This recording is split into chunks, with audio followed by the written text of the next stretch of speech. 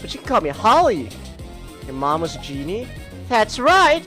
My dad was a stage magician, so I'm more magical than any other half-genie by far. These don't work that way. It's true. She stole my nose and removed her own thumb while I watched. Oh. So the townspeople are just stupid. So she's out of a job because everyone's just stupid. Okay. Yes. Isn't that beautiful, Nick? No. Oh, Don't you like robot Albert Einstein? What up? Oh. I always thought of that as teeth. That's not supposed to be teeth. I think those are supposed to be Yeah, like... but it looks like teeth because you get the little bottom part. Yeah. So. Are we done? Okay, boss fight. What am I doing? Oh! Oh!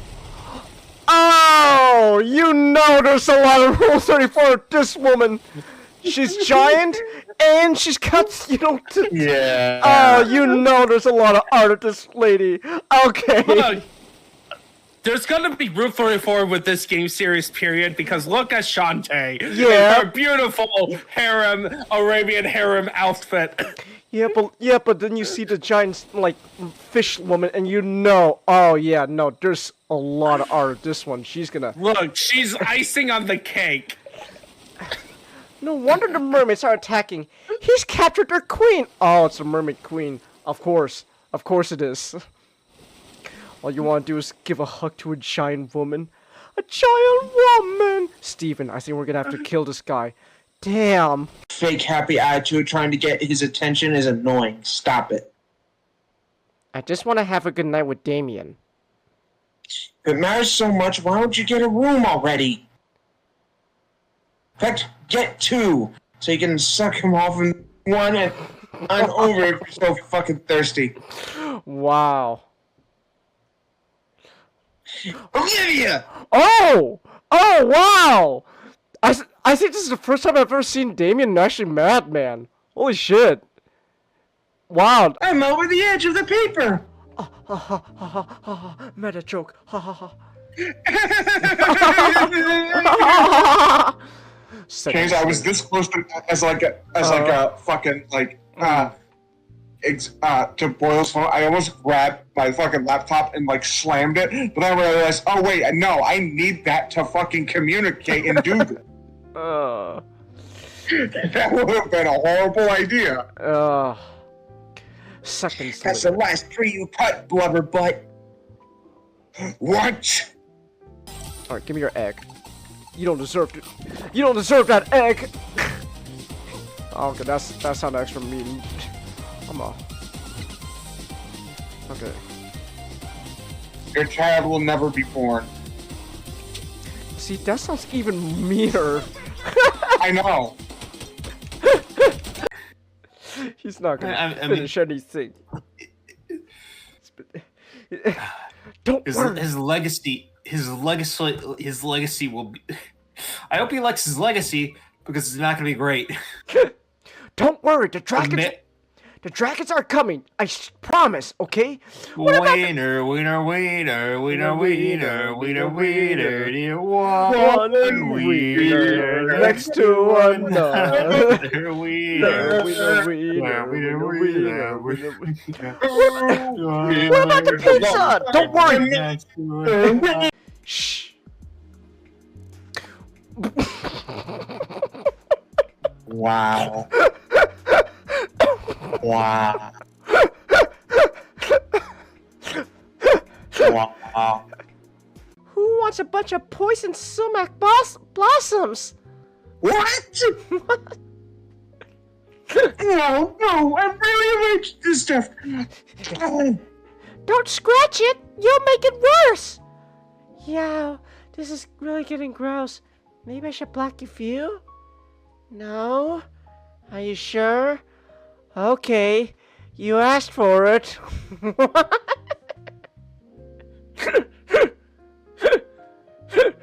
Oh, I don't feel very good. Swollen Sonic. By the way, that's a real Sonic character, by the way. You know what I think of every time I see the slime girl, Nick? Oh my gosh, it's the blob! Look out! It's right behind you! I'll save you!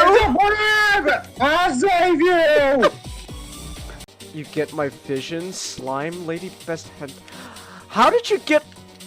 Chelsea, how did you get a Family Guy joke and make it about slime girl hentai? Is there something you want to tell me, Chelsea? Chelsea, you want to tell me something? Eat needle burgers, pepperoni needle pizza, chicken needle soup. Oh, for crying out loud! It has nothing to always do with needles. Hey, no. Here you go, some delicious berries from the needleberry.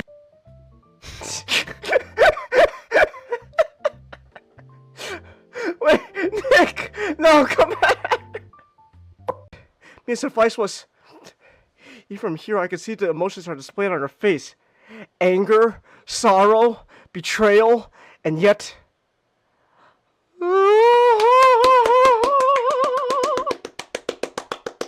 Oh. Gosh.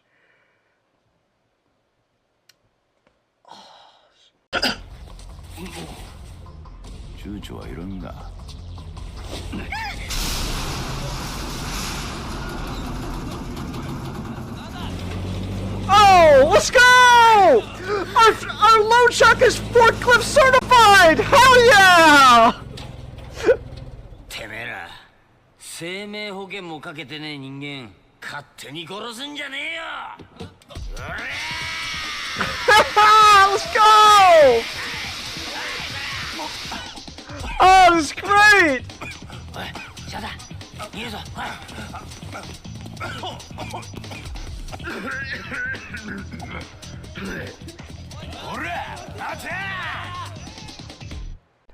Come on! Okay, there's only one thing left to do! The message is clear. Hug me, gator girl, won't work this all out. It's happening! The message goes ignored as she tries to maneuver around me. I step in the way and lean closer, my hands finally landing on her. It's animated! Oh my gosh!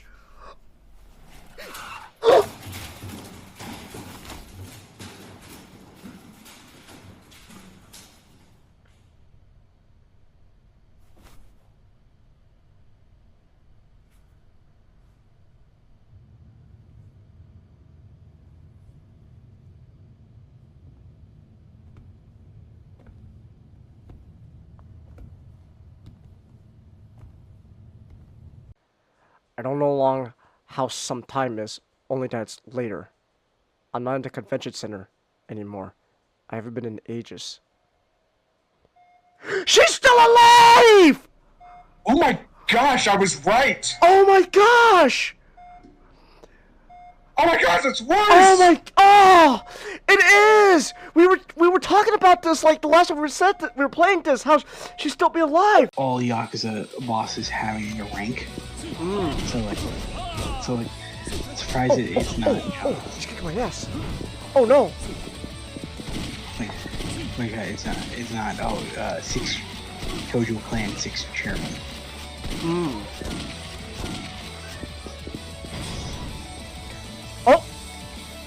Oh, let's go! Gun! I finished off with a gun! Yeah! Shotgun power! Oh, let's go! Feel the heat! Yeah! Just shoot him!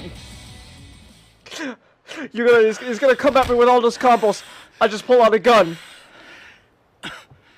You pull out the glicky. Yeah. Robotnik's hovercraft, and we find an island in the sky. Angel Island, let's go! No. Oh! Oh! Of course! Oh, of course! The issue with Knuckles! Who else would be here? Who else would be here? Script by Mike Kantarovich, and there he is! It's our boy! Ken Penders. Of course, Ken's gonna be in the fucking issue that Knuckles shows up. Of course. Oh my gosh. And it's in an issue dedicated to Jack Kirby?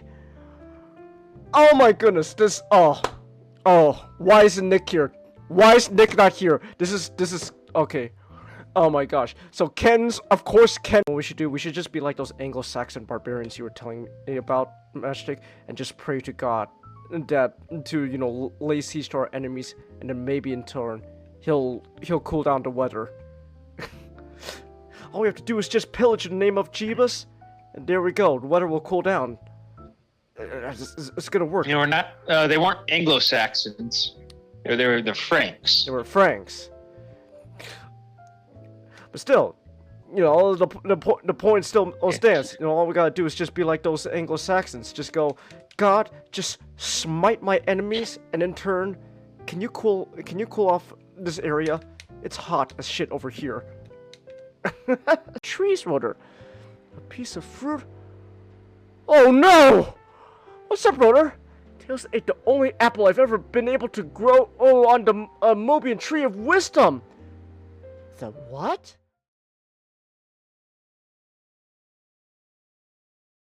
It was obviously bad. Like, Borderlands movie. again, why Kate Blanchett as She's like fucking Sire? ancient. I don't know. Like half of the actors are fucking ancient. Well, Like you got. okay, yeah, they're pretty old. Like most of, they don't got any young talents right now. No, because We bring in Timothy. Well, we bring in they the clearly wanted the to- three actually young stars: Timothy Chalamet, Zendaya, Zendaya. and then Tom Holland. Yeah, Tom Holland. Because like they were clearly banking on, oh, we got all these, you know, big names working, you know, on our movie. Please watch it. Please watch Oh man, we got all these big names, and coincidentally, it looks like a fucking old person's home. Well. Hey, Changus, did you end up watching the Joy Paraka stream? Joey Paraka? The Joy of Paraka stream. I don't think so. Okay, so this is the fourth time it's happened. Okay. Stuart Sager, the artist of the 2006 and 2007 comics, drawing stream. Oh! Nice. Nice! Yeah, and he's also showing up, and he also showed off his other stuff too. Kangas. Yeah. Okay, what'd you post? Let's go! Wait, what? Wait, hold on. What is that? Actually, that's gonna. That's he's holding Shockwave. Okay. I was like, wait, why does he have like a gun barrel hand? But it's like, okay, he's holding Shockwave in like his gun mode. It's official art too. Oh, for the Skybound comics? No, for the Transformers '84 like IDW comics. I think he did a cover. I think he did a cover at least. Oh, okay. Oh, neat.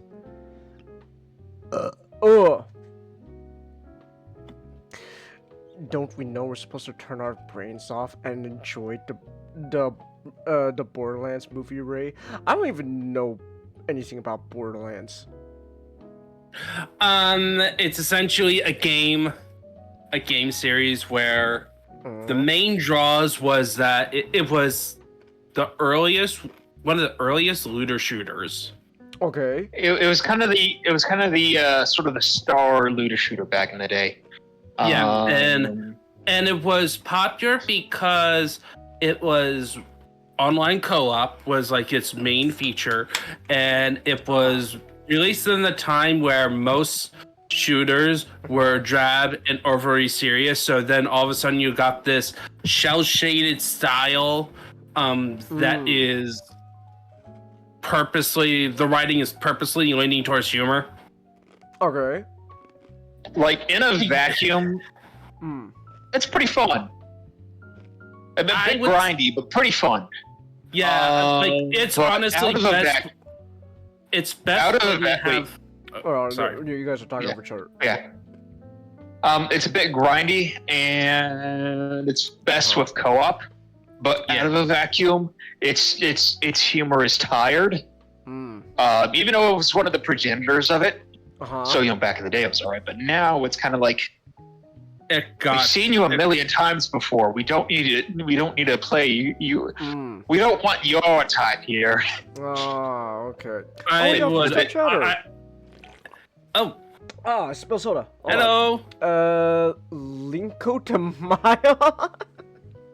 That's a name. Happy Bionicle Day. Happy Bionicle Day. Let's go. But Yeah. it also doesn't help that Gearbox was the developer of the game, okay. and What's wrong the with head of Gearbox is this man named Randy Pitchford. Uh-huh. Hold on, He, Dominic, really quick. I just want to mention this real quick. Linker Demile, okay. favorite comic book character. Oh, okay. Okay. But essentially, Randy Pitchford has. Oh. Golly. Golly. Oh, okay. Alright. Alright, Togali. I kind of forgot what got him in. He got caught with a drive, like a thumb drive. Uh-huh. Was it like his own personal news and some porn? What? What are you talking about? Like he was Yeah, there like was something laughing. involving Randy Pitchford. Okay. So, I'm assuming you guys don't like this Randy Pitchford guy. No. Oh, okay. He got himself into huge trouble. Repeatedly. As he was also kind of a jerk to gamers. He was not a good. He's not a good CEO. Oh, okay. For the company, and then he's also kind of the main drive for the Borderlands, and I think he did get kicked out of Gearbox at one point. Okay. Like he could no longer voice the character he made, Claptrap, Okay. which was like a beloved character when 2 was around. Then they made the pre-sequel, so it was a sequel before 2, which is considered the best game in the series. And then 3 was a disaster. I've always heard 2 was the best. Yeah, 2. That's why I said 2 was the best. Okay. The pre-sequel was like Pretty good. But then okay, no one likes 3. and then 3. Yeah, Oh. very few people like 3. Holy Wow, shit! What is it with these fucking popcorn boxes?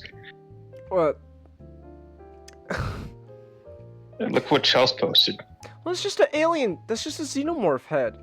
I'm honestly not surprised, yeah. Yeah, I'm not surprised. Have you seen what a xenomorph looks like? Like, yeah, it makes sense. I just find it funny that these popcorn boxes keep coming out looking. What was it? And Suggestive? by the way, Yeah. What were you saying, John? by the way, number 3 came out in 2019. Ooh, that's So They also have. remember Sorry. the gaming landscape and also the political and also the discussion online. Ooh. Yeah, it was part of that. Ooh. It's not a good time. They also have Tales from the Borderlands, which is I'm gonna say it. It is the best Telltale's game. Oh. Yeah, okay. the first one. Hmm. And then they also have more Tales from the Borderlands, which is I haven't played it, but I probably Not think as is the good. if I had played it, it's probably the worst Oh. Telltales. Oh, okay. Well, Yeah, that and was a leap. Yeah, also Gearbox made Battleborn, which was their failed. Oh, Atte- Battleborn. I hear it's pretty good. I hear it's game. Well, like, The gameplay was I heard the gameplay was good. The main problem is that it was essentially a first-person MOBA, but they were trying to market themselves as a competitor against Overwatch, which was coming out at the time. Yeah. No, and Overwatch just, And it released the week before Overwatch. And Overwatch just took everyone by storm, so by the time Overwatch came out, no one wanted to talk about Battleborn. So, yeah, I remember... On the bright side, at least no one cares about Overwatch anymore. Well, yeah, because Blizzard shut themselves... Excuse me, Nick? You are insulting all these poor porn artists. Oh, true. Ah, right. I'm sorry. Hey, yeah, and what about the... You artists do what you can to make as much money as you can, and I am... What about all those CEOs that has to fire people yet keep paying millions of dollars for new cars? Those guys can suck up. No, Yeah. who will think about the poor CEOs? Oh yeah, Changus. The rest of the Borderlands franchise, even though it has dubs, it doesn't really matter. But you really should play Tales of Borderlands at least once. Okay. I recommend that. Yeah, it's really good. Lingo de Mayo, if you're still here, don't worry. We will get to Bionicle as soon as we're done with all the two topics before that. Yeah. With Borderlands, like, I have the second one. I got it for free years ago. And I definitely want to play it with actual co-op.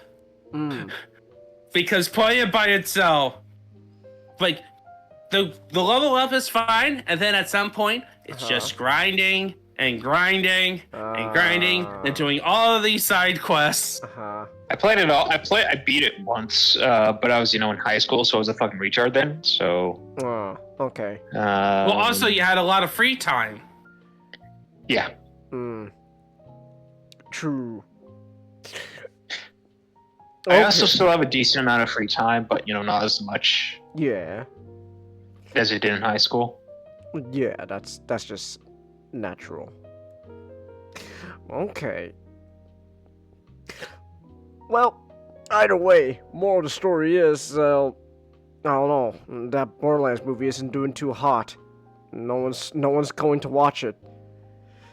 Oh my gosh, who will watch it? You mean witness?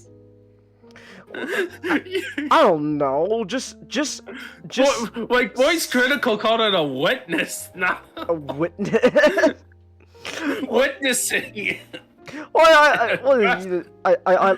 That's just him, like, using, like, really, like, flowery language.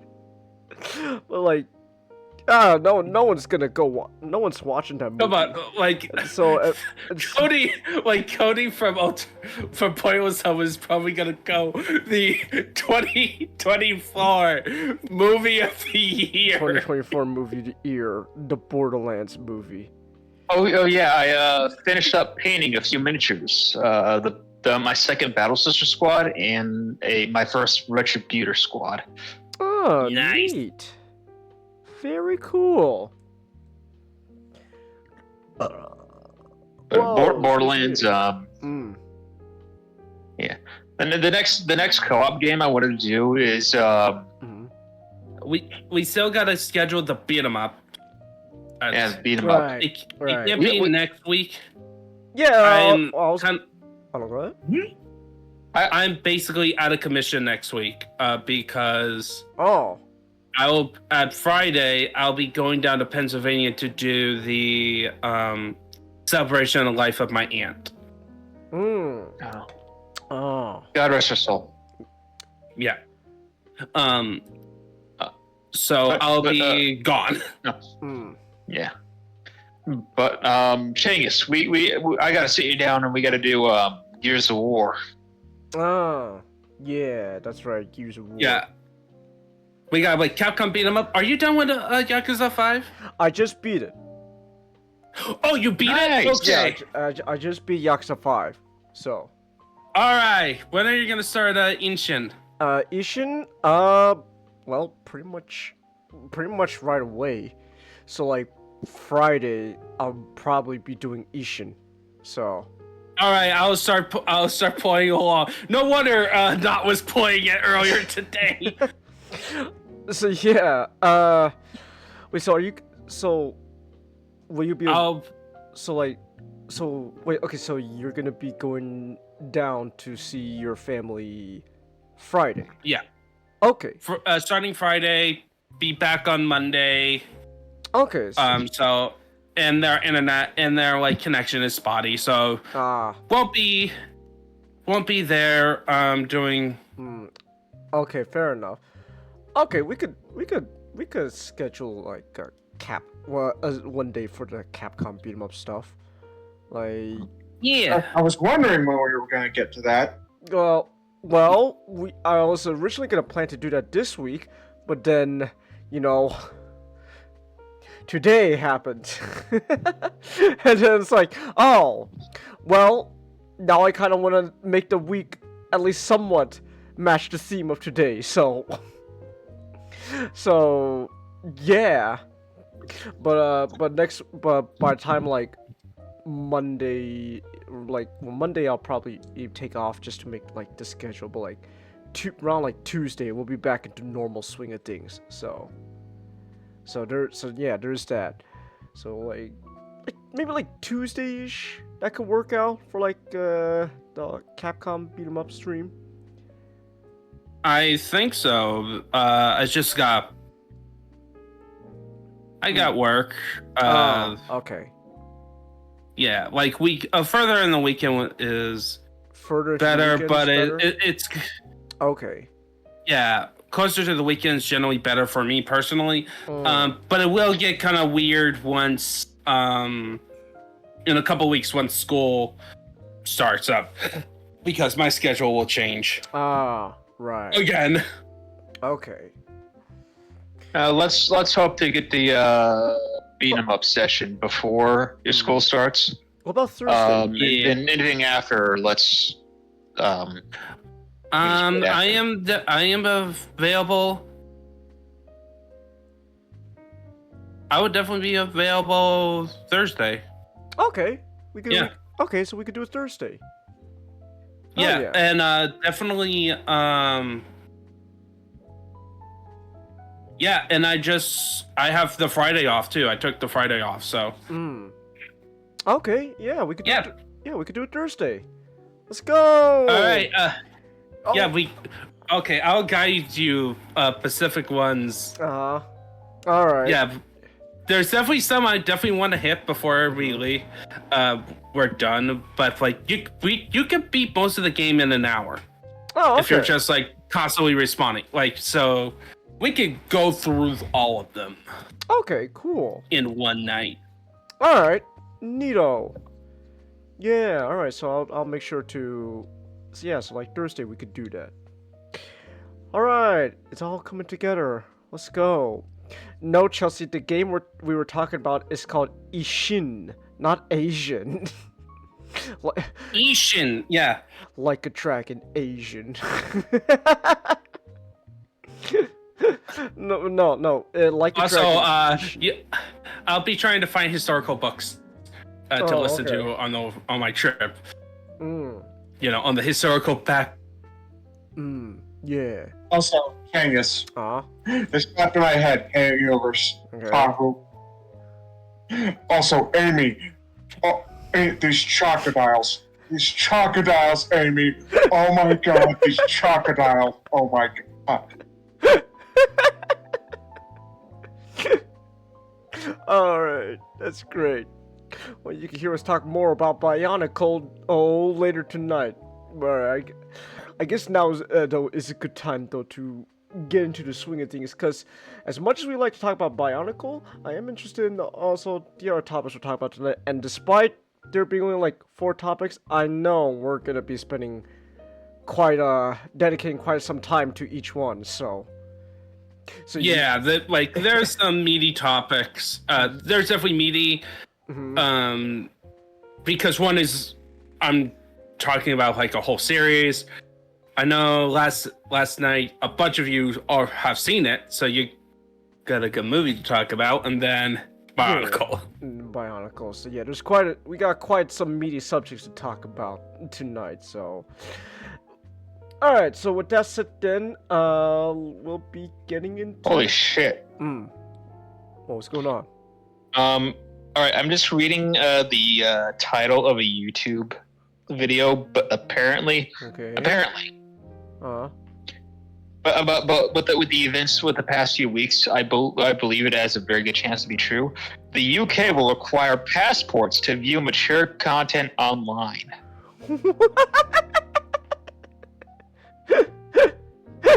It's Europe, of course. No. It's just fucking 1984. Like just straight up 1984. In the UK, you're just not allowed to look at mature content without buying like a passport or something like that. What? I bet it's. I bet it's put on the floor. It's. Oh my gosh, they're literally saying, "Sir, do you have a license to see that porn? Do I have a license to watch that porno, mate?" Like I've been keeping my eye on the UK for these past few days, and they're holy shit, it has gone fucking nuts. I mean, think it's bad here, just Oh, okay. Everybody's just You have a after like you know what I told you what happened like last week. Yeah. But after that, it feels like the UK has just gone insane. Like, holy shit, man. Okay. Oh man, bruv, you know, I just feel really, today I can't wait to, go home, start stroking. Oh shit, mate, they're asking for my license to watch the porno. Good day, sir. Do you have a license to watch that porno? You got a license for it? Oi, a VPN? A VPN? You gotta go downtown. You gotta go downtown for that VPN. Sorry, bro, I gotta take you in. What? Watching porn unregistered? Unregistered? Oh, not on my watch. For shame. For shame. Oh my gosh. Well, man. First, the porn artists have Nick insulting them, and now this. Wow. What's gonna happen next? I apologize to the porn artists. Oh, true. But damn, it looks like just their whole industry is going to sham.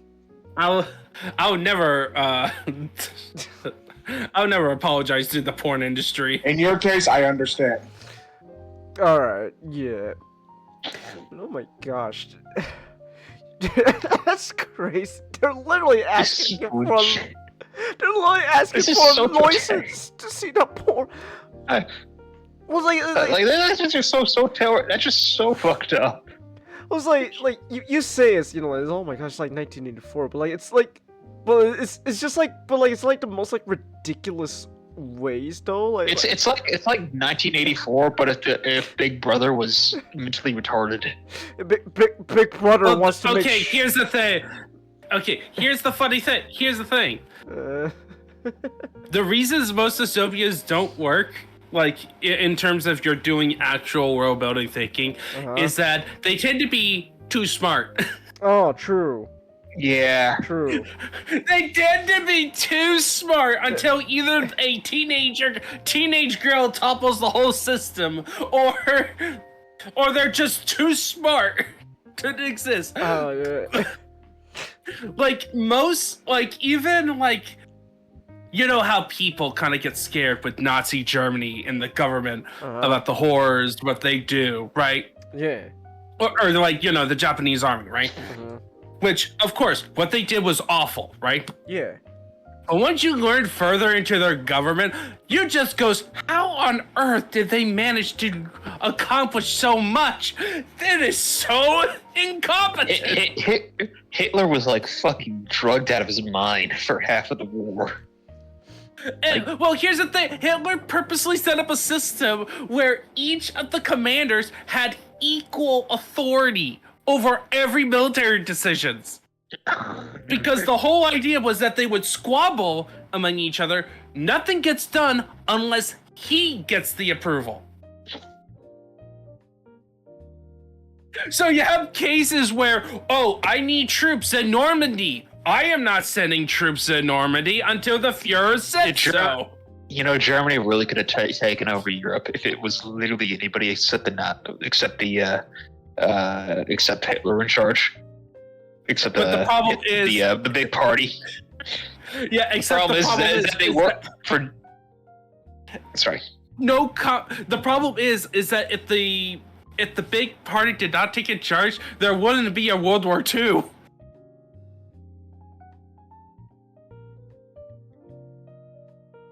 Genghis, are you there? Oh. I think the Germans were willing for a fight that it would have happened anyway. Well, I think what would most likely happen was that if they would ally themselves, World War, but I think a war would have happened.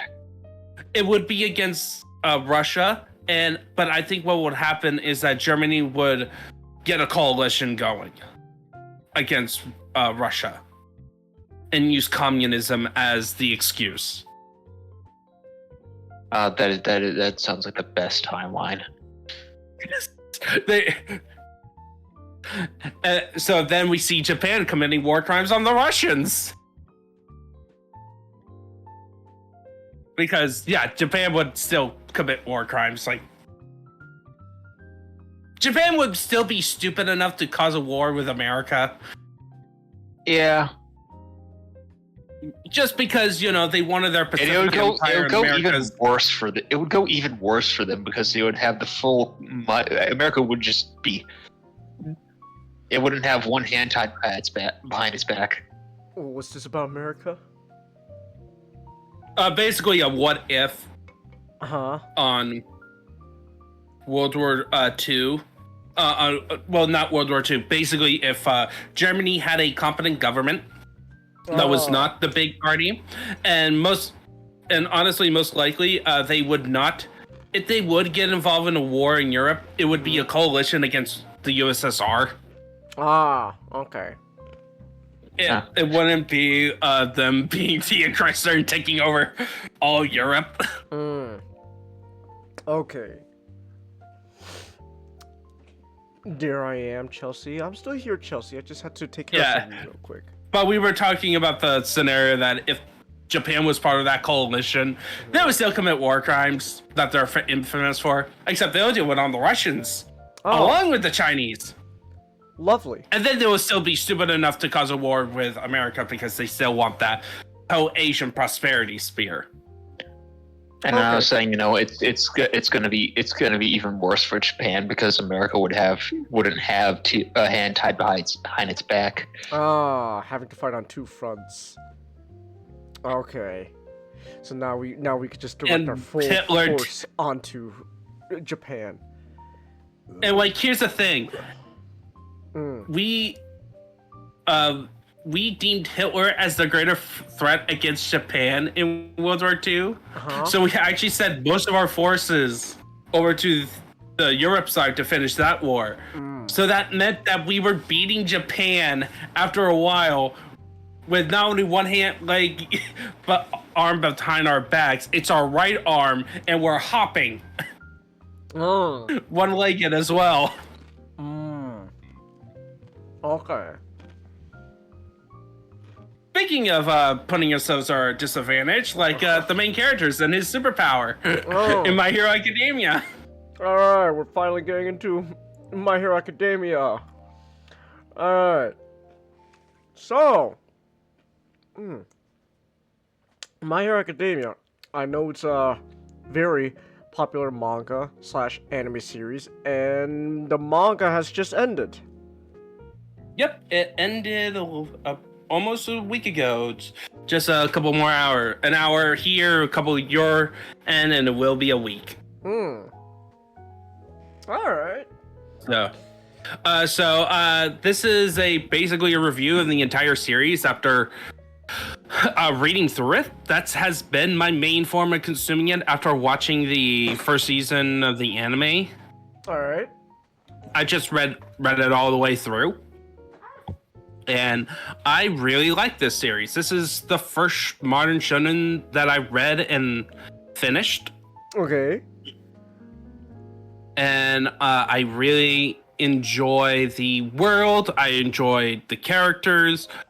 There are some problems. So, Horikoshi. I don't know much of the story behind the inspiration. I know he's a big fan of American comics. I don't know. I know that this manga was supposed to only last like a couple of years. Okay. And then of course it expanded to 10 years? Yeah, Okay. It was these past 10 years. I'm just looking at your thumbnail. Okay, so you have to expand pretty much everything.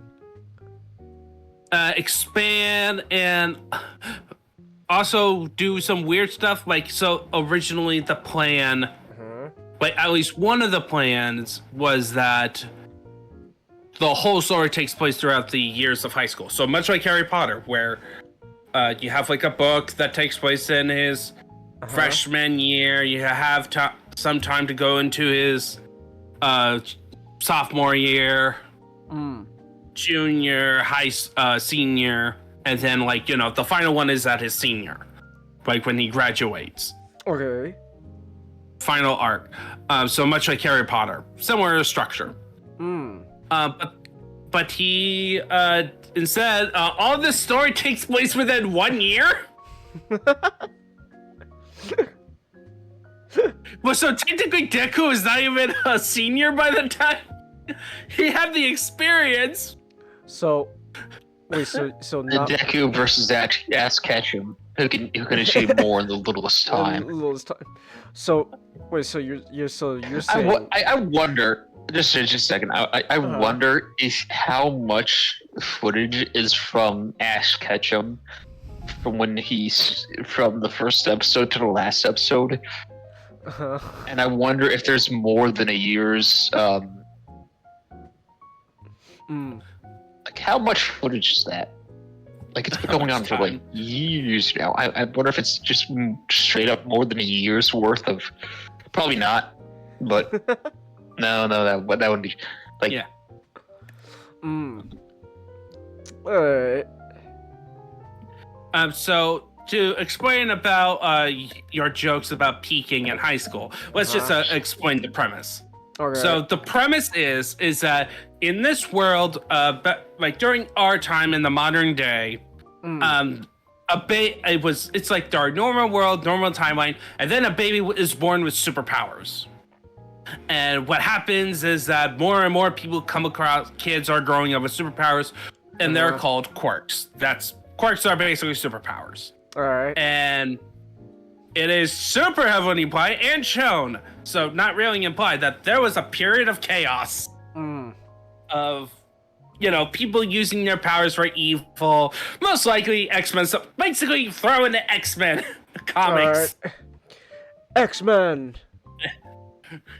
So yeah, you have like court supremacists, all that fun stuff. Like, but essentially, by the time of this story, 90 to 95% of the world are people with quirks.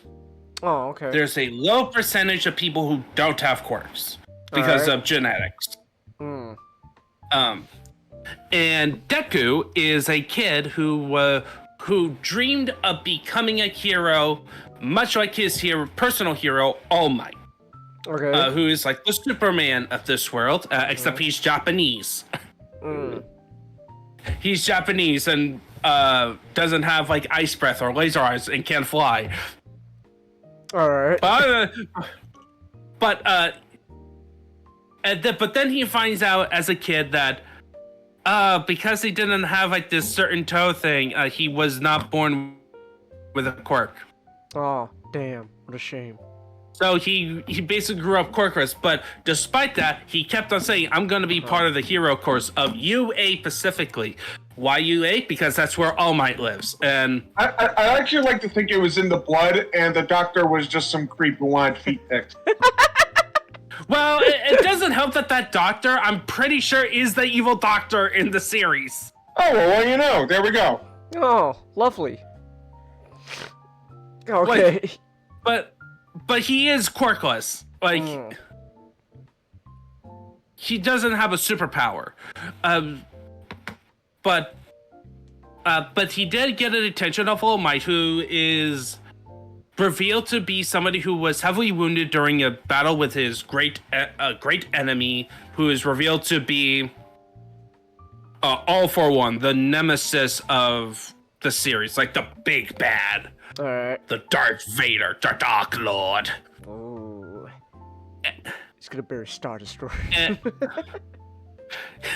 Yeah, I'm gonna build Star Destroyers. I'm gonna raise somebody's kid to be my. In 30 years, he'll be pulling strings all along. Yes, but okay. So Deku finds out that he's quite different than I expected. He's and he's also saying that, look, kid, you can't be a superhero. You don't have a quirk. It's dangerous. Be a police officer. But then Deku, like when his bully Bakugo is in trouble by a villain, Deku, despite having no superpowers, basically got himself into trouble and to assault a villain, while all the other heroes are being like, doing the police things of like keeping people safe, but he risked himself to save Bakugo. And that encourages All Might to go beyond, because at that point he was because of his wound, he couldn't push himself, but he pushed himself and defeats the villain, but that basically has All Might being inspired to take Deku as his apprentice and be the next wielder of what revealed to be the main power source mechanic that makes our hero Deku special, which is one for all.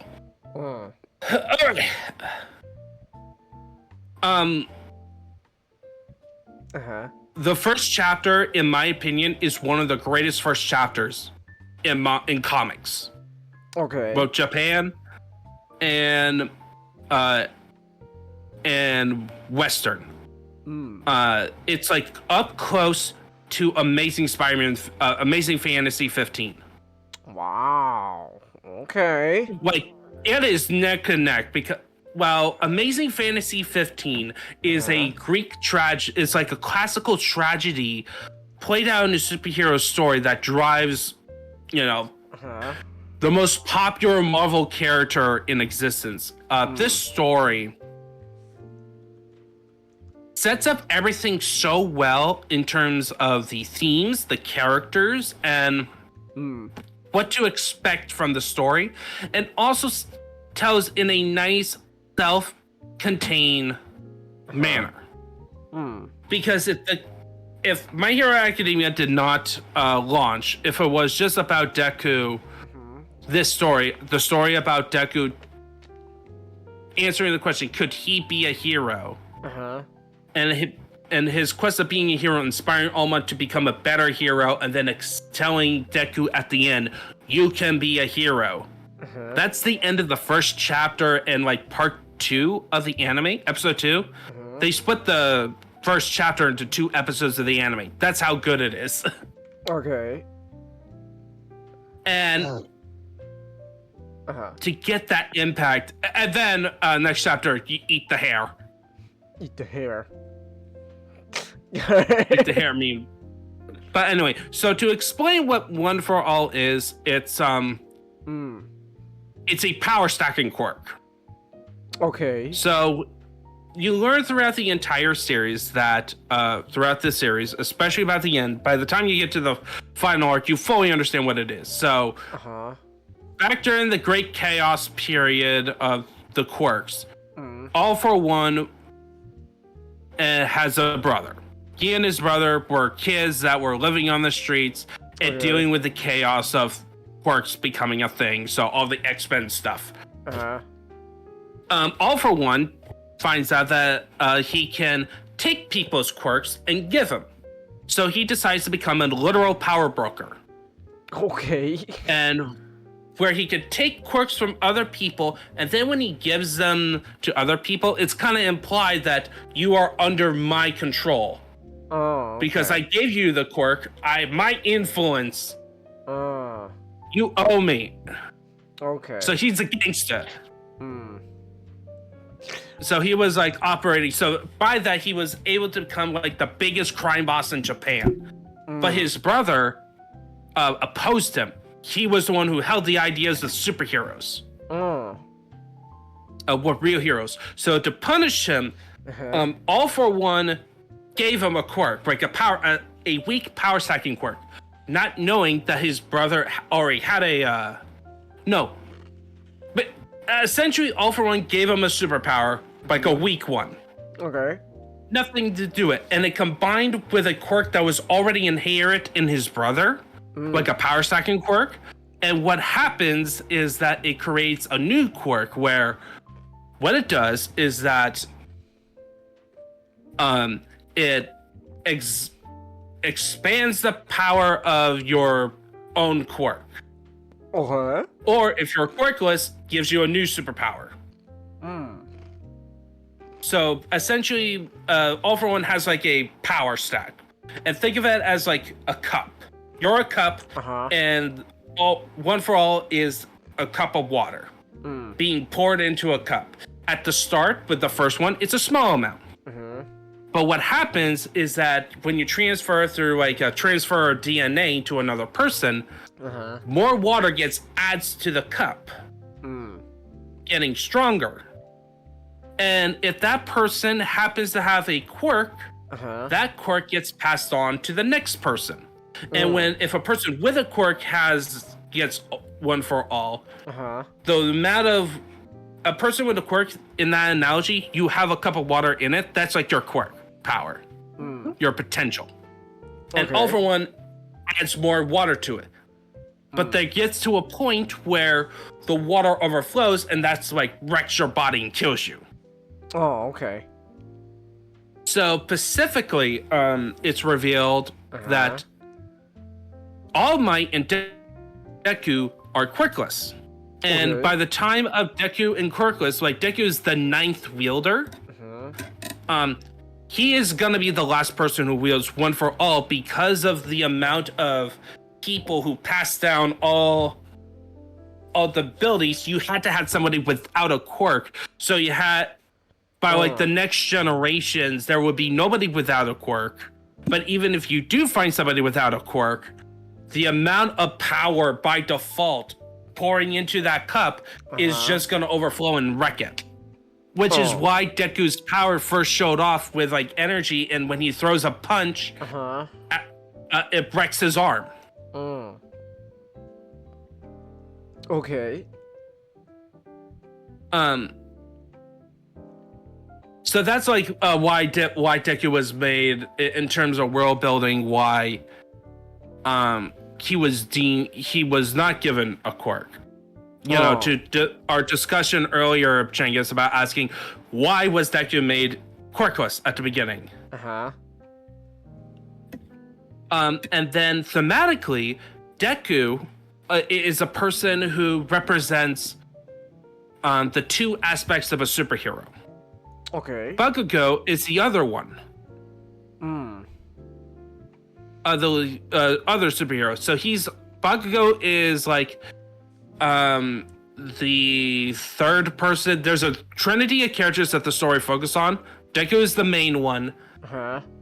All of the person that you get introduced second, but maybe is the one who gets the least development, quote unquote, is his rival Bakugo. Bakugo is somebody who looks to heroes, specifically All Might, about victory, the overcoming evil. And exemplifies it into one of the greatest arcs where he gets kidnapped by villains. And so to get you in this context, what do you know about Sasuke from Naruto? Oh. Okay. Not much. I know he's kind of didn't he, Sasuke should have been in prison at the end. didn't he like just straight up like betray everyone for like? Yeah. Do you know how that came about? No, cause I didn't really. How watch about you, Naruto. Nick? It's been a while. I'm assuming Magic you don't know because you're not into. I just haven't seen much Naruto. I dropped off before watching the first movie. Okay, so Sasuke, the way he did the reveal, Wait, when Sasuke Sasuke? became. How never he mind. became evil. I've never seen Naruto. Yeah, so Sasuke got kidnapped Okay. at some point in the series, and Naruto is like, oh, I want to save my best bud, my best bud, and Sakura is like, yes, and my boy toy. Okay. And they're going up to rescue Sasuke, and then it turns out Sasuke is like, yeah, I was kidnapped, but yeah, I'm joining the bad guys. What? Yeah. Screw you! And he beats the crap out of Naruto and leaves him for dead over the water. And that literally ends the first series of Naruto, and then it does a time skip to Shippuden. Why are we supposed to root for Sasuke? This guy should be in prison at the end. What? Kishimoto, I know you like drawing him, but for crying out loud, man. You know what? When people say Sakura's worst girl, they may be onto something. She fucking ended up with Sasuke for some reason at the end. Why? Look, it doesn't help that Sakura was actually, the romance with her and Naruto was made as a joke because everyone called the Hinata Naruto relationship. Oh, okay. But anyway, but hey, Naruto is actually an important point talking about this. So, this series is basically the generation of mangaka that it was kind of writing in response to Naruto. Oh, okay. Yeah, so think about this. Okay, so back in the early 2000s, there was this idea called the Big Three. Okay. Which are the big three shonen series that people all know about. Any anime fan would know about. There may be some they may be fans, not fans, either way. Okay. And the big three are One Piece, which at the time was actually the least of the big three in America. Bleach, and Naruto. Alright. Like those were the big three. Yeah. And then what happens with manga, much like in comics, they kind of respond to the previous authors, essentially. Oh, So once Bleach and Naruto ends, because One Piece is gonna go on forever, apparently 2032 is the date now. Expected end date. 2032, but you know what? At least unlike George R. R. Martin, at least One Piece is still pumping out stuff. Well, George R. R. Martin saying, "Don't worry, it's gonna end soon. It's gonna end," and then he hasn't touched this damn book in how long? The dragons are coming! The dragons are coming! I remember Wheel of Time. It came out. It took 23 years. And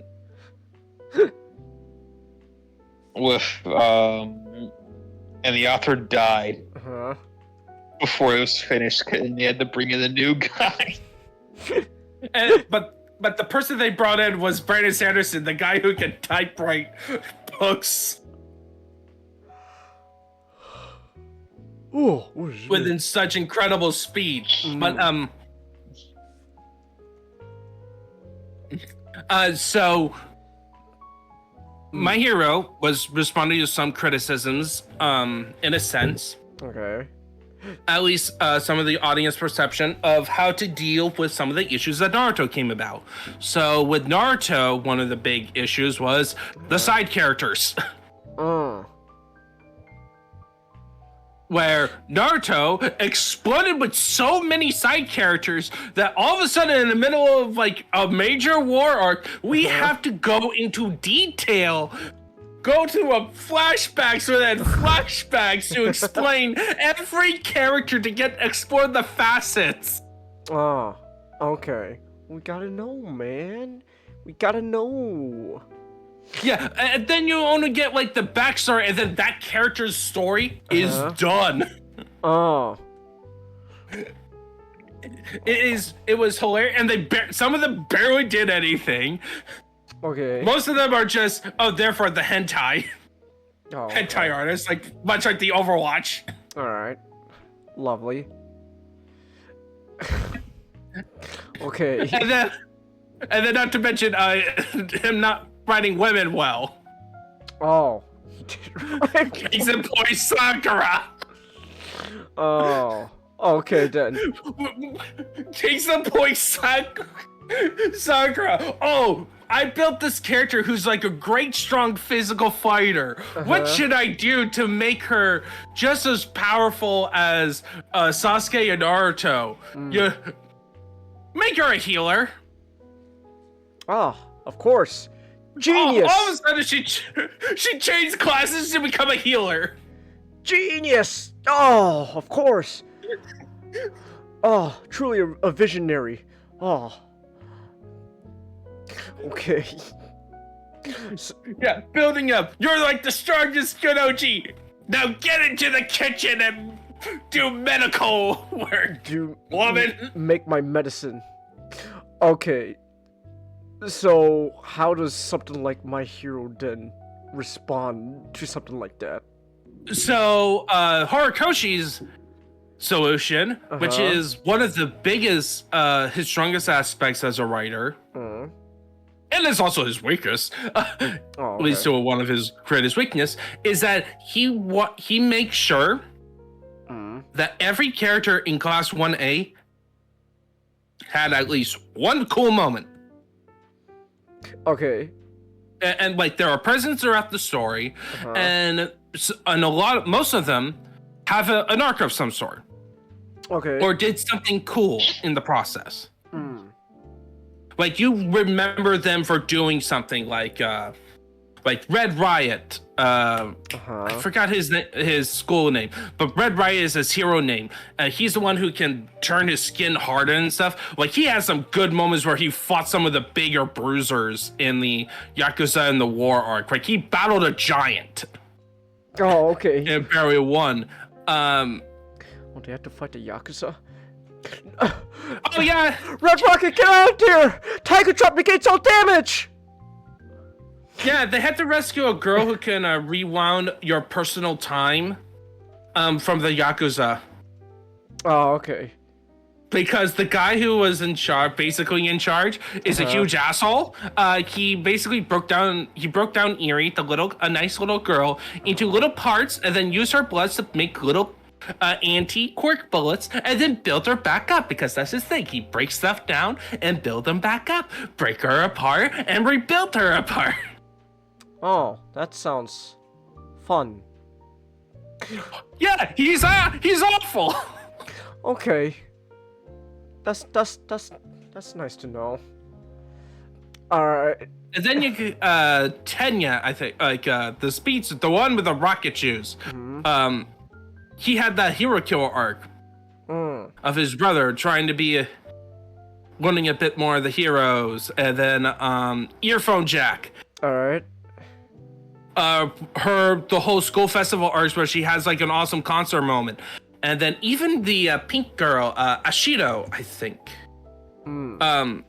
She had a good one. Also tied to. I think it's Red. No, it's which character? Was it Red Riot? Okay. Basically talking about and Ichiro is Kirishima was the person I'm thinking of. Yes, I think it is tied to because he dyed his hair to be more manly. Like his whole character trait was like him pursuing manhood. Oh, okay. in a sense. All right. And Ashiro like showed great encouragement. And then, but anyway, so all the characters get some great moments. And then there are some times where it gets in the way of the main flow of the arc, mainly the final arc, where, as I joked when I talked to you about, where, we need to, there's some people I forgot to write arcs about. Insert racism! Wow, let's go! Racism! Oh. Which is, like, on the least developed world building stuff, where the world building in the show, if you're expecting a serious world building in My Hero Academia, do not. This world does not really explore the world. Okay. As it's like, okay, this is the thing. Okay, just deal with it. So if you're kind of the person who wants a story that explores the implication of the premise of the world inside the world to make it feel more realistic, no, it's not that. It's trying to be simple to the point of the battle manga format. But anyway, the three characters, I keep distracting myself. But Bakugo, as I talked about with Sasuke, right? Bakugo got kidnapped in the middle, for most of the first third. And by the way, this is like the 1/3 near the 1/3 point. You would assume that he was gonna turn evil, because he is somebody who is like aggressive, very much a bully. To Deku, does not respect him, does not really respect other people.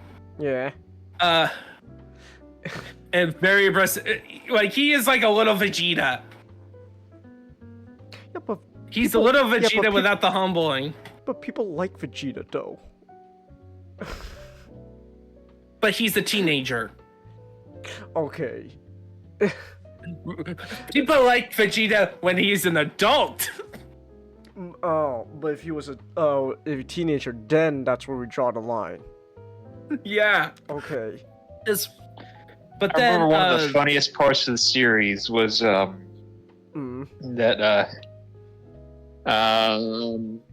was the end of the tournament arc. Yes. Where they had to like put the Bakugo in like the Hannibal Lecter stuff, and then put him on the he won the tournament and got first place, but he was like in the Hannibal Lecter outfit because he was so fucking bad. Yeah, because he's like on that podium. He's like on the first place podium, but he's in the Hannibal Lecter outfit. Oh my god! Out.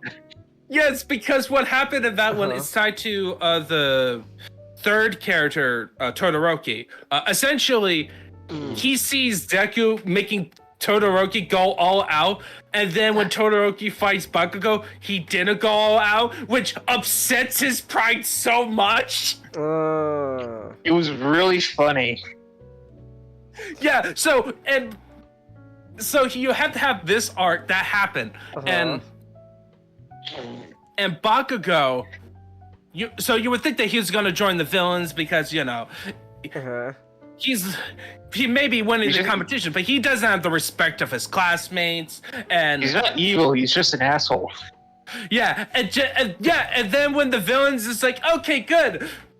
Look, we can negotiate with him. Let him out. He immediately takes that one of the villains. It's like, all right, I'm gonna fight you all in their all right, in their hangout, and then that leads into like one of the best arcs where he gets rescued, which leads into the fight between All Might and All For One, which is like where it ends with All Might is basically depowered.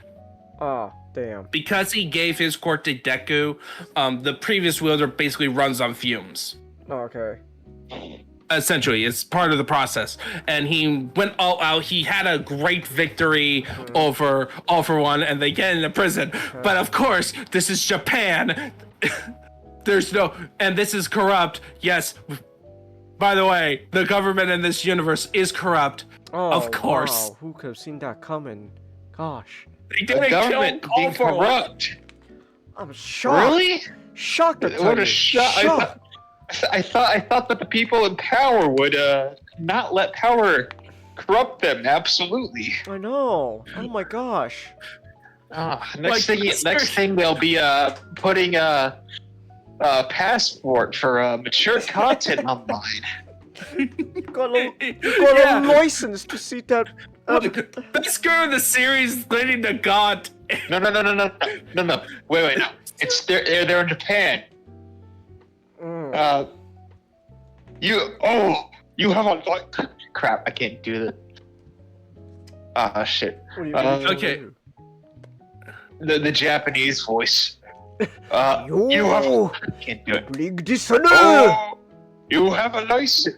You have a license for that. I don't even know if this is Japanese. This is just the stereotypical Asian voice. You have license to watch porno? No. Oh, get the license. Haven't you heard the mass form words of Trey Parker? Chinese is like it's like. It's like the shit. I can't do the fucking voices. Okay, are we done with doing the racist stereotype? Like, you know how government. They're just stereotypes. There's nothing racist about if it's true. But like, okay, so you want to know how bad? So I just put in best girl in the streaming back row. Lady Nagant. She is a villainous, sort of. She was a hero whose main gimmick is that her arm transforms into a gun. I can tell by the way like it's edited. Like those are like those fucking like TikTok thirst traps. They're purposely edited in a way that's so like when people watch them on TikTok they go, oh my gosh, oh that's great. I gotta bust one out. But then if you're in the UK, you watch a TikTok thirst trap like, oh man, I just gotta pull out down my pants. But then the police knock on the door. You have a license to that, mate. Okay. So Lady Nagant was a hero whose main gimmick was an arm. She transforms her arm into a rifle. Oh, that's cool.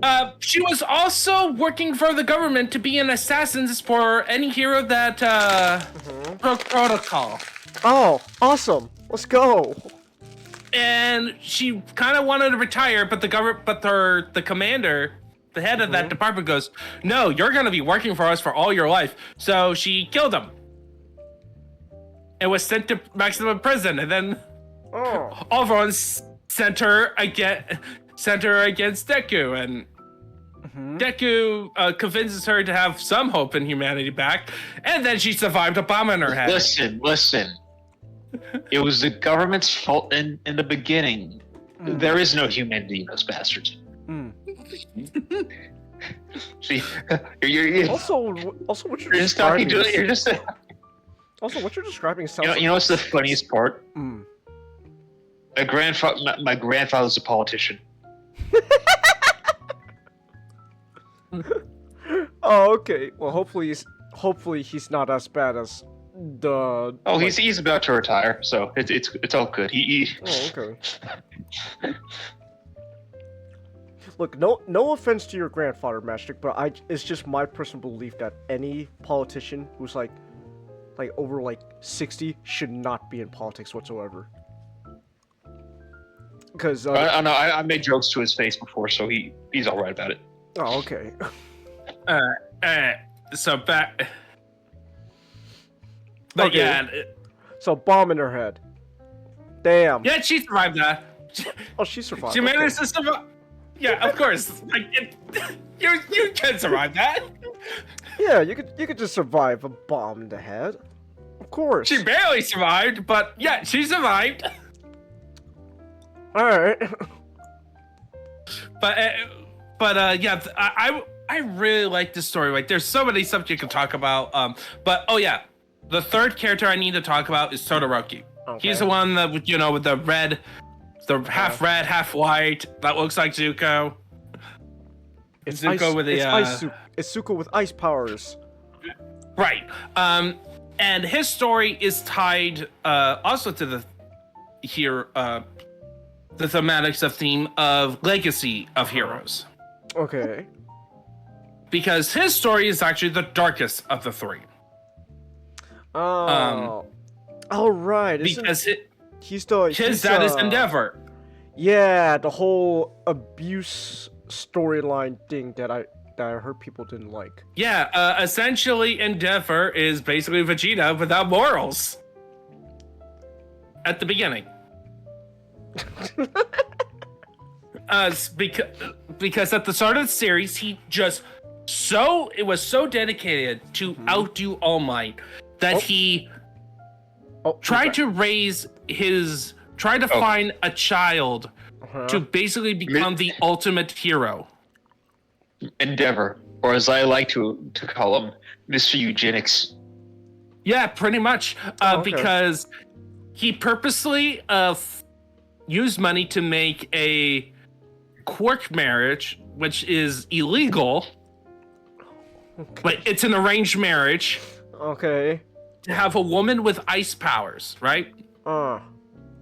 And the first kid is then revealed to be, which is people with half a brain cell in the series, who reads it and understands motivations. Yeah, Dabi is his son who was thought to be dead. Right. Because Endeavor's training, but brutal training. And then that didn't work. So he had his other kids, treated them kind of crap. And then he made, and then Todoroki came along and he's like, oh, this is the perfect son.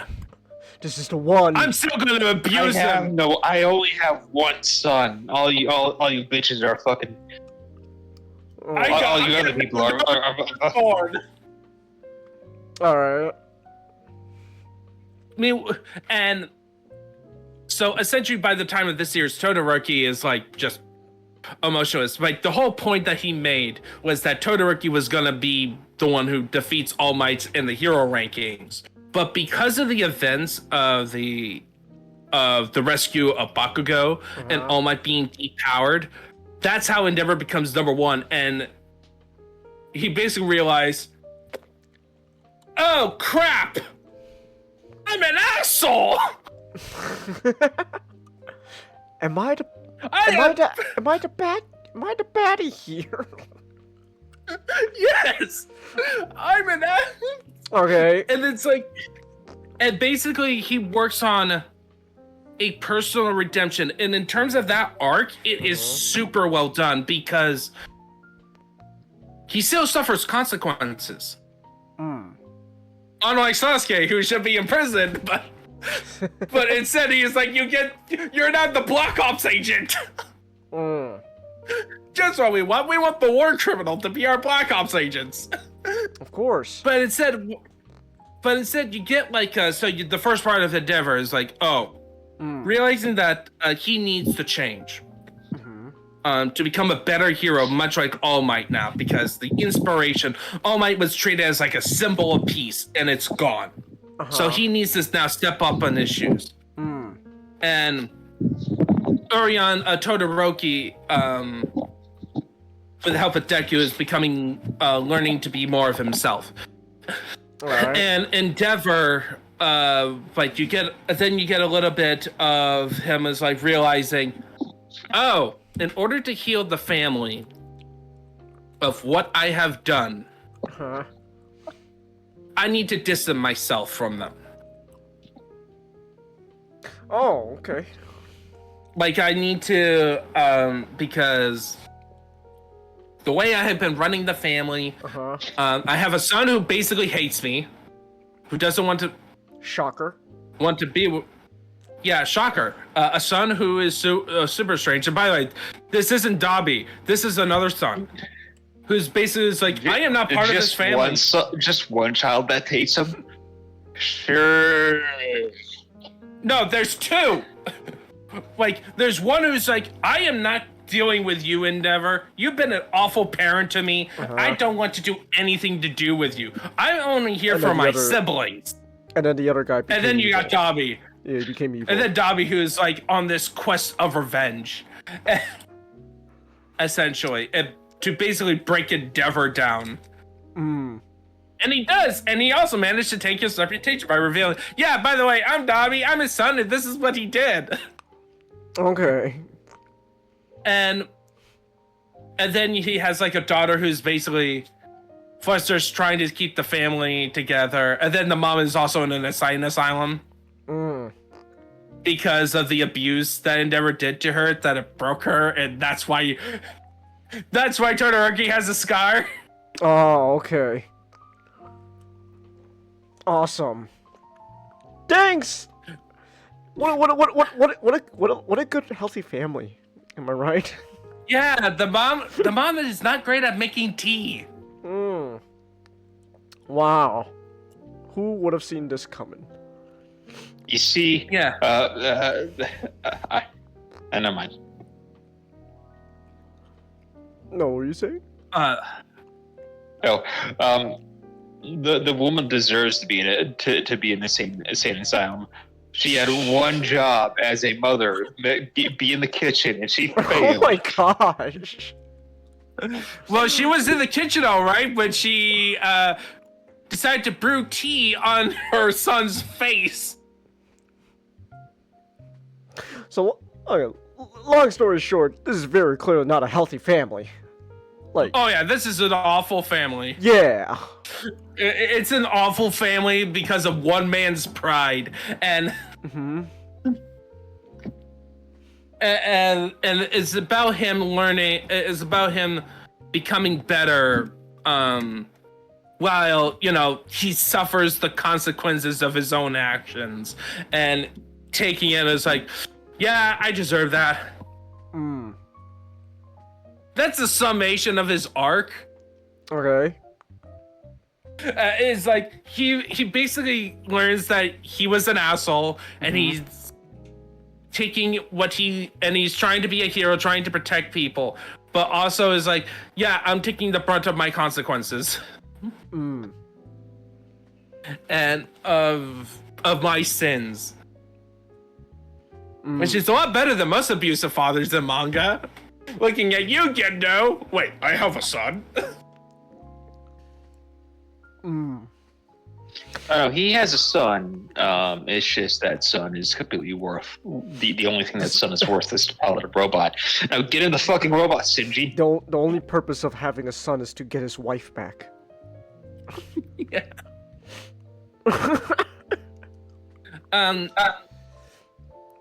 Yeah, and then so I would say there's so many good arcs, but there's also a lot of mid arcs. Because a lot of the arcs do feel like they are connected to the bigger arcs, that it focused a bit more on the saga end of things. Okay. Like the overall big arcs that basically the seasons of the anime contribute.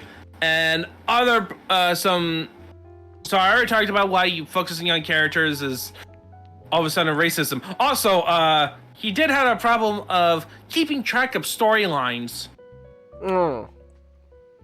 Like, we never meet Midoriya's dad. Deku's dad. Okay. Like, all we know, Deku could be a secret JoJo. And we don't know. Alright.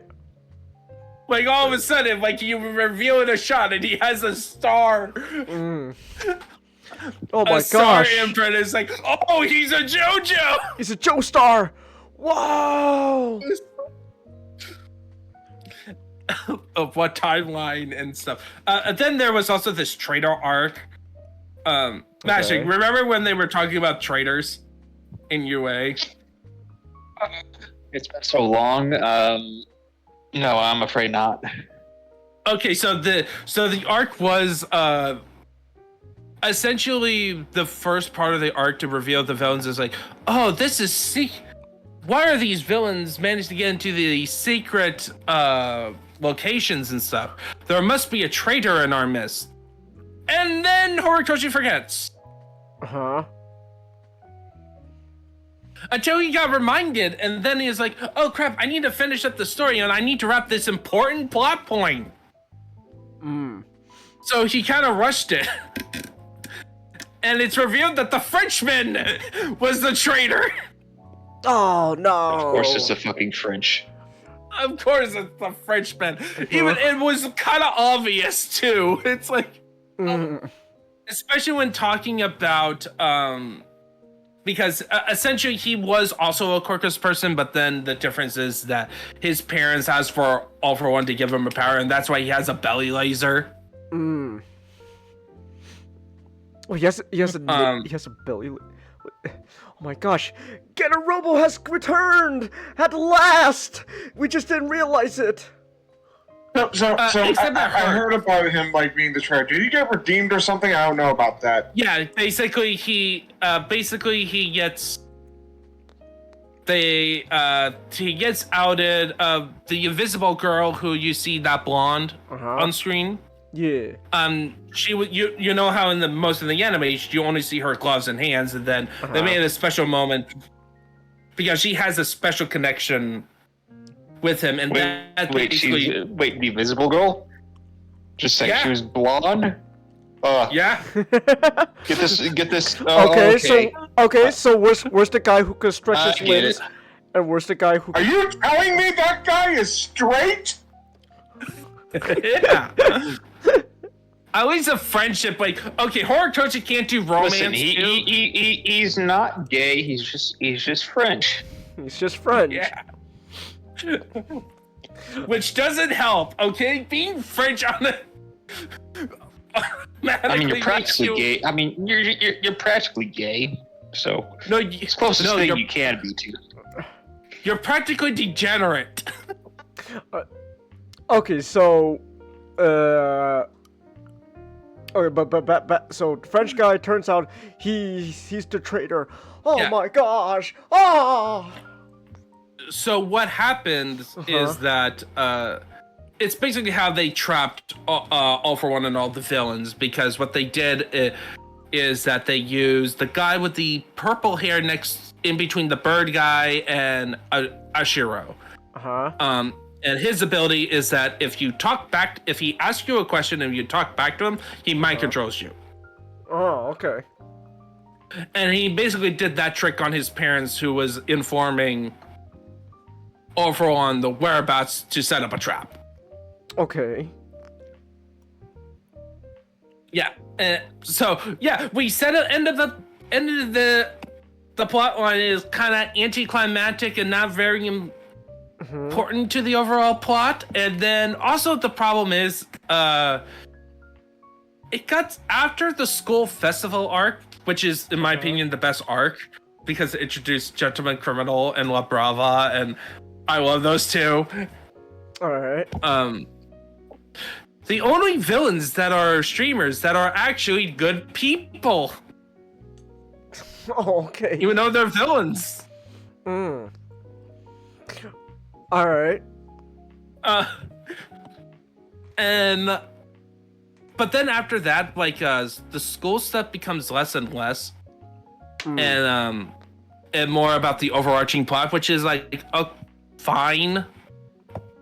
You know, you gotta wrap up to have put like in a horrible situation, including making all Japan no man's land. Oh. Arkham City. Oh, let's go. Yeah, Japan got turned into Arkham City. Oh, all right. This looks like a job for the Dragon of Dojima. Yeah. Yeah, I wish the Dragon Dojima showed off. But yeah, the war arcs.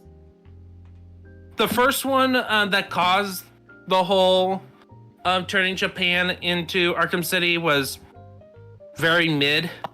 There was some good moments, but it was too long. Not enough payoff.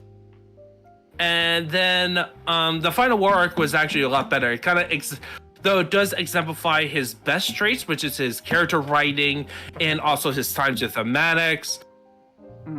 But his worst, which is, I need to put in arcs to fix up characters that I forgot to make arcs with. So insert racism. That had no point. Man needs to learn how to do a miniseries. Yeah, I think the problem was is that this series does have spin-offs, but it's the way manga does it is that it's other authors doing it. the main problem is that he decided to incorporate a major world building element, the racism subplot, but it's not really. It's too simple for how long the series is, and it's definitely has a lot more nuance than Ruby's, which isn't saying something because Ruby's is terrible. I love the whole racism subplot of Ruby. Ironically, of course, because I just love how it just literally ends with just the cat girl going to the blonde girl. Yang, I've done it. I've solved racism. Alright. Is that literally how they do it? Yes. They solve racism. Right. Thank you, Skipper. Now I'm free to roam And we this need earth. to do the suicide arc. Oh, right. After true. this. It looks like he may commit suicide. Oh my gosh. Suicide is bad. No, Frank, no! Suicide is a great option. Why suffer the pain for all the consequences you've done? Just take yourself out. Oh my gosh, it's the fucking Filthy Frank video. Oh my gosh, it was a while back. Like Filthy Frank's like, I forgot what it was exactly called. Like Filthy Frank like, oh, solve all your problems. It's like life's too hard. Just kill yourself. And he's got like a fake, he's got like a fake gun like in his mouth. It's like screaming. It's like, ah! Yeah. Okay. So, the finale was good. The final war arc, like, all right. I like how they solved the problem because Deku's whole thing is to become the true hero, including he wants to save the soul of Shigaraki, right? And Shigaraki is in this story is like his main nemesis. And hand guy.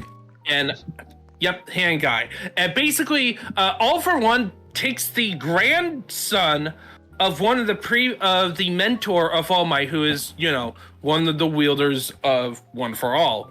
And All for One wants One for All because he has this fetish for his brother. Okay. Weird fetish. It's not like sexual or anything. He just couldn't understand him and like. So like an at obsession. all. Yeah, he has an obsession with his brother. Essentially, and he views basically every wielder as basically his brother. Oh, okay. In a sense.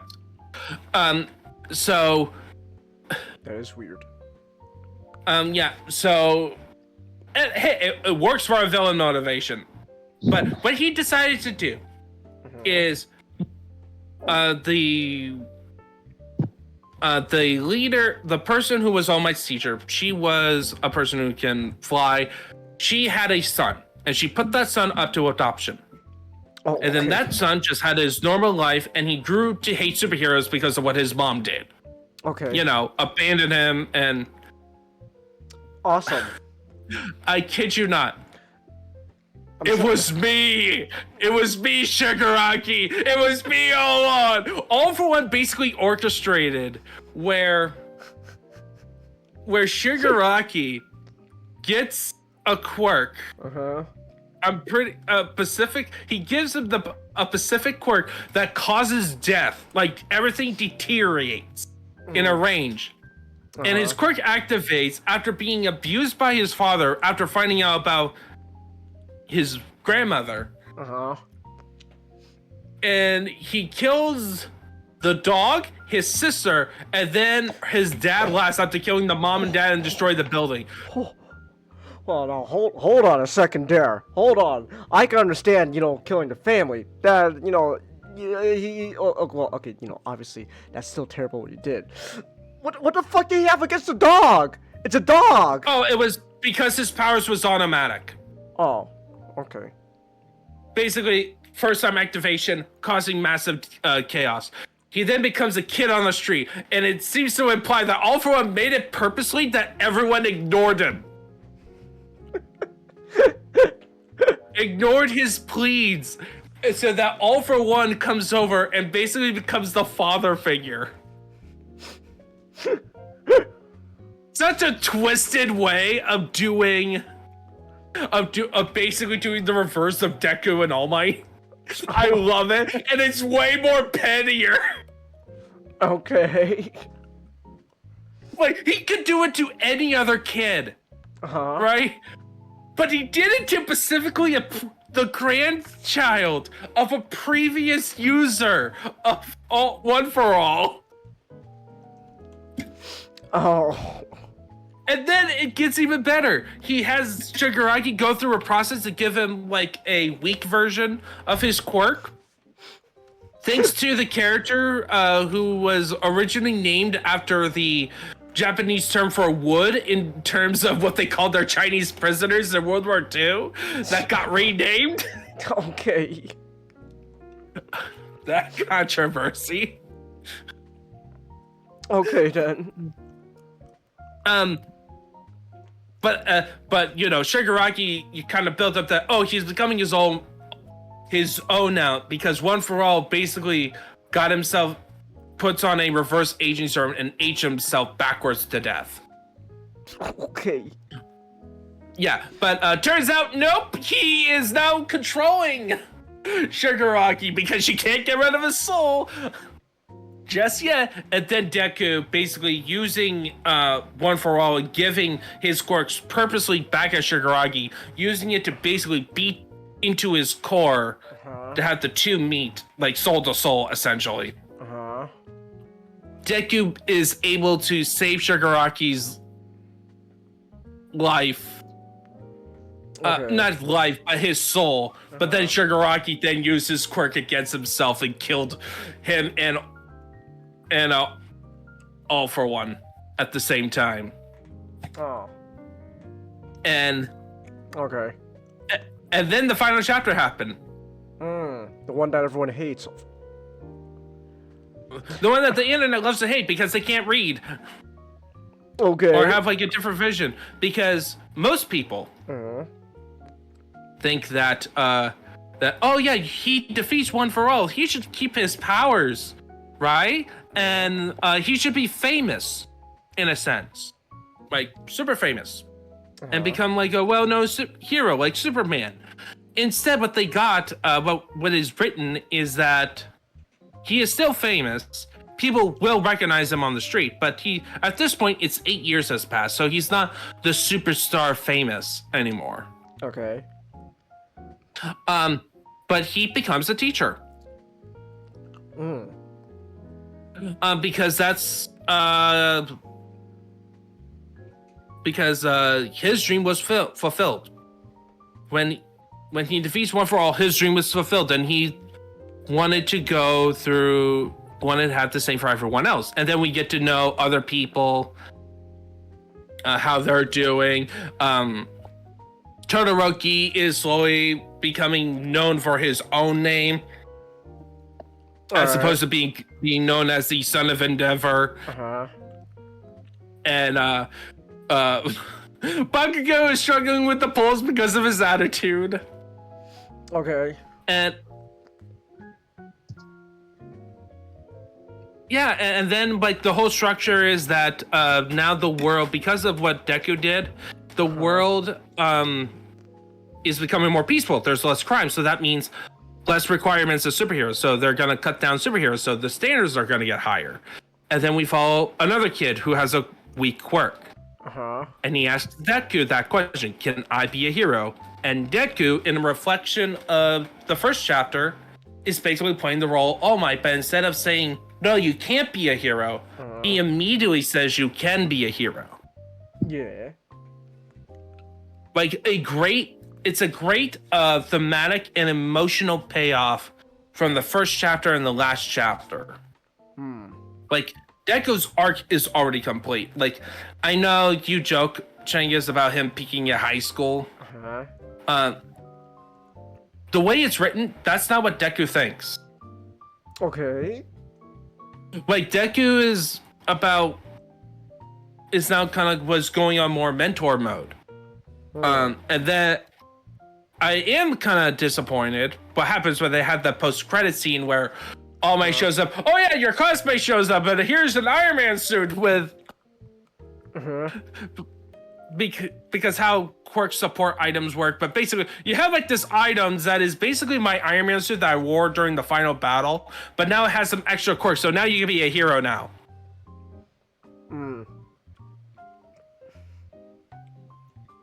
I would have. It was fine when it was just him and being a teacher. Okay. So one thing that annoys me is that they had this whole Uraraka Deku romance thing, and Goro Horikoshi realized I couldn't write romance, so he stopped. It never went anywhere. Okay. Basically, yeah, like it basically went to a moment where Uraraka had to face Yandere girl with the one with that tastes blood and transforms into people, and she ends up dying under Uraraka's watch, and Uraraka is like feeling pain from that. Oh wow, damn. Oh shit. Okay. Yeah, and basically Deku encourages her to, you know, move on and become better. Okay. Yeah. Okay. Yes, Chelsea, I agree. Writing romance is hard. Let it happen. I agree. I just say, like, you don't need to write. You don't need to make it complicated. You could just say that, especially 8-year gap. 8 years. That's finishing all of high school, and then how hard it is just to say, yeah, Uraraka is still a hero with all the other heroes in her own organization to help people with quirks, but also she's married to Deku, and they have like a kid.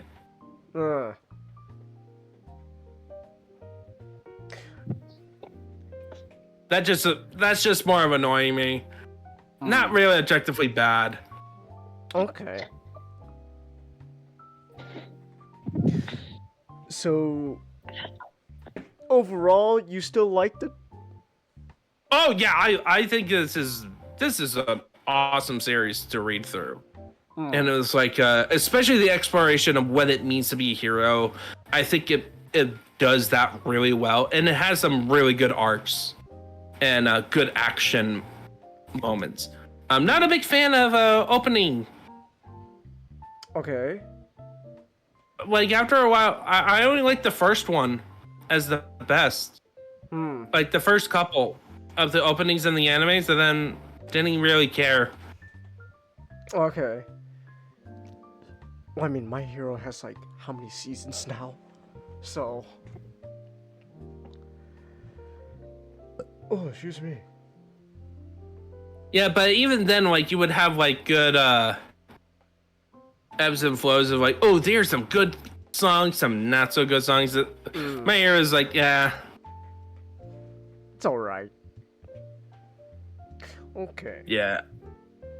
All right, so I'm gonna have to go to bed Alright. now. Okay. It was great talking about My Hero, and happy Bionicle Day, everyone. Happy Bionicle Day! It's still Bionicle Day where I am, so it counts. Hell Alright. yeah. Alright, have a good And night. enjoy you guys. talking about the horrors of LA. Oh, I know all about the horrors of Excuse me? LA is a whore. LA. It is. It's a It's cosmic just one horror. big groveling whore. It's yeah. Alright. Okay, really. You know, the more things change, the more they stay the same. Alright. All right, enjoy it. Enjoy the confidential information. Have a good night, Ninjato. Alright, real quick though. Rolo Tomasi. Okay, real quick though, I do need to use the restroom, so we're gonna so I'll just wait a second. so we're gonna take like a little minute break, and I'm gonna use the restroom and all that because I gotta use it, and then we'll be right back. So. Now, just a quick reminder that you can support me through Stream Elements. It is completely optional, but your support allows me to keep making content such as buying new games, art streams, and more. And now, Ray, I want grandchildren. It's no use. Give up. if he goes on the other side, he'll break on that parts on that side. The thing is, there's a railing. Oh, okay. That'll help. Ah. It's no use. It's no use. Give up. No way. Okay. Okay, go to the side without the railing. And then once he starts coming, book it to the side with the railing. Yep, but just wait. He's up to something. Okay, book it, book it, book it, book it, book it. There we go. Okay. I should listen to you more often. No.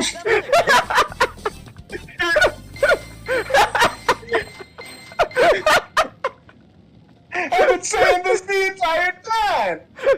It took me 4 times to kill that bot. Hold on. Hold on. Let me. Oh! Oh no! Oh my gosh! Dude, that's more than just blackface. He's fucking pitch dark.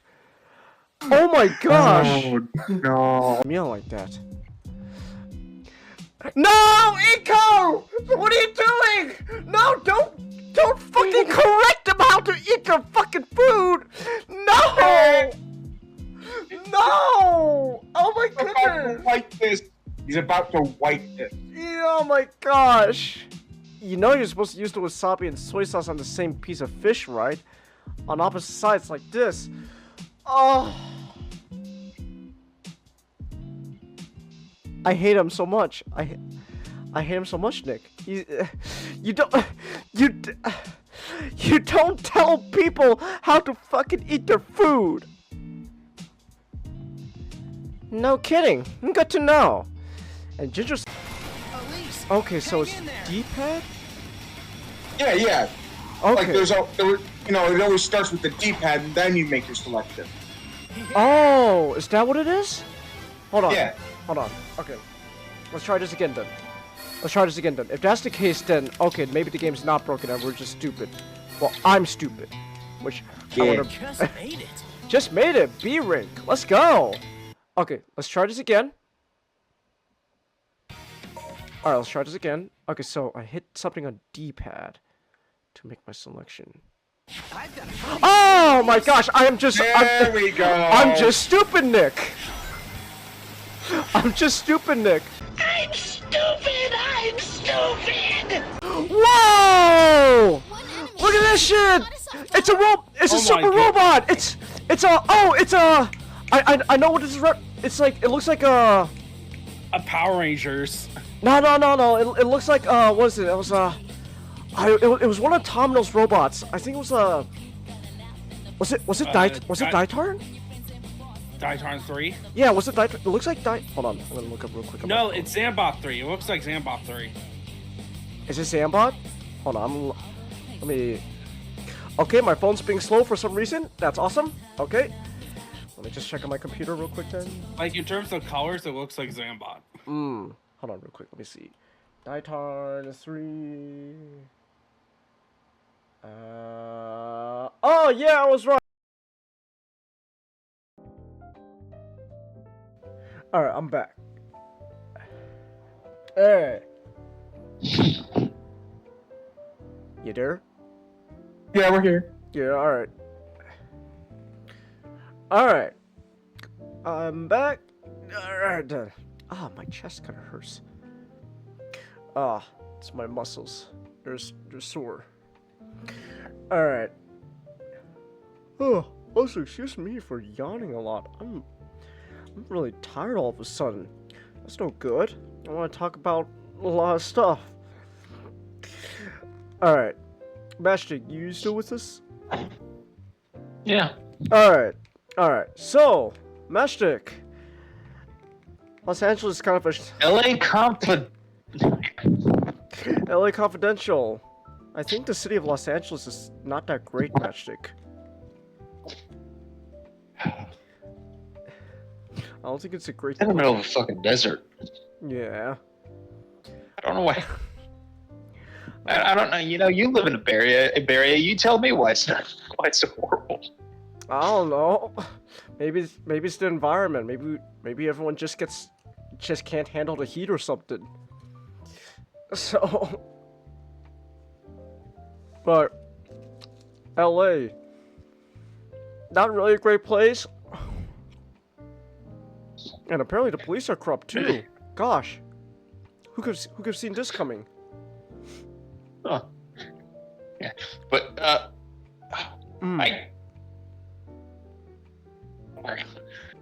Sorry about that. I was just stretching. L.A. Confidential, made in 1997, and I'd say it's probably the greatest film noir movie ever made. I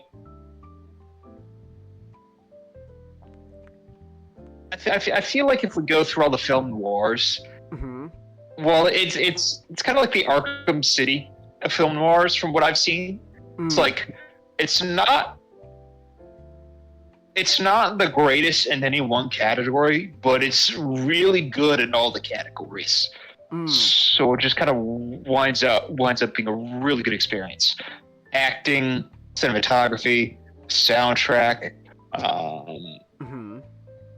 setting, action, character work, and the list just goes on and on and on. Set in the 1950s. I don't actually remember if they gave us many of the dates, but in the book, I haven't read the book, but from what the book's supposed to be, it's supposed to be over an 8. Yes. The L.A. Quartet. Let me try to think. It's the Black Dahlia. All right. Can't remember the second one off the top of my head. L.A. Confidential and White Jazz. I'm gonna look up that fourth one because it's gonna bug me. LA Quartet. L.A. Quartet. The Big Nowhere. The Big Nowhere. They were all written by James Ellroy. I don't know much about any of them, but I would assume that the Black Dahlia was about the Black Dahlia murder. Which is actual murder that happened in real life. But the that can lead into one thing. James Ellroy tends to put in a lot of real life characters into his own books. Mickey Cohen, Johnny Stompanato, and Lana Turner, and several other characters from the movie are all based off of real life people. You know that scene where Jack and Ed were interrogating Johnny Stompanato, and Ed got his the actress threw the water in his face. Yeah.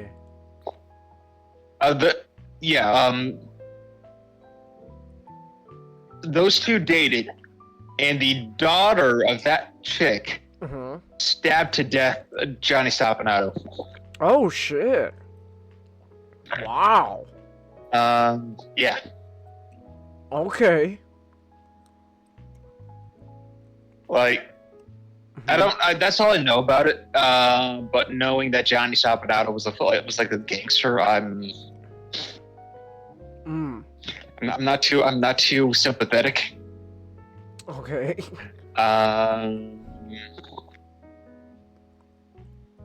But this movie's just really tight, man. I mean, it just opens up. Like the end of the opening scene where they're going, where they got Danny DeVito going through all the sort of setting up the movie. At the end of it, I mean, he just straight up tell you what the movie's about, what the goal of the bad guys is about. I'm going to spoil this movie, so if anybody doesn't want to see LA Confidential, you guys head out, watch LA Confidential, and then got back. Mhm. Do you have enough time? It's filling in the shoes that Mickey Cohen left when he was arrested. I mean, they show. I mean, they set up that as a motivation. Mhm. The hitman teams that eventually fight, that eventually get into the shootout at the Victory Motel. I mean, you got like the heroin part of it. Mm. That's all I can think of off the top of my head. I'm sure there's, but it just all I just love how this movie ties together, Mhm. because every time you watch it, you notice new things that they set up. Another thing. Mhm. Remember at the shootout at the Victory at the shootout? Yeah. Remember when he goes underneath the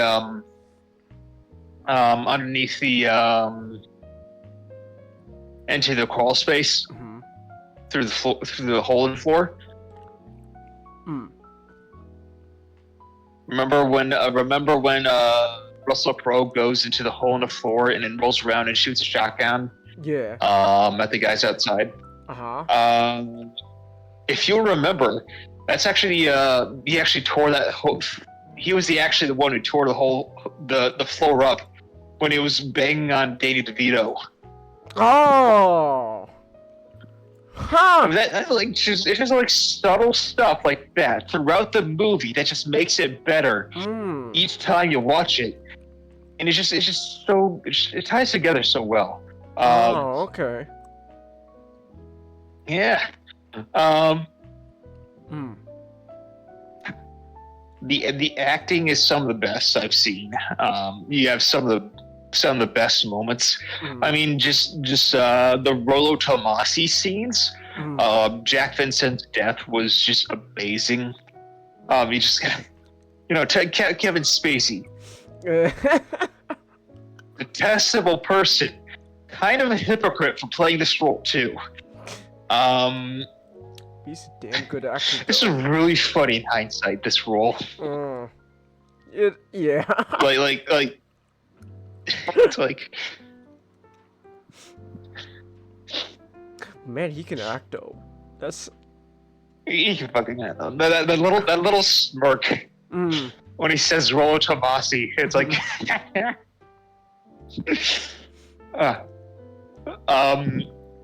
And then the scene where Dudley is asking Ed, like, who's Rollo Tomasi?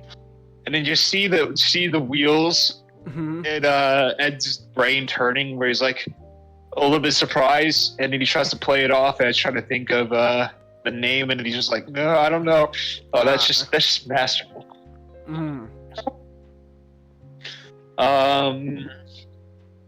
I also like how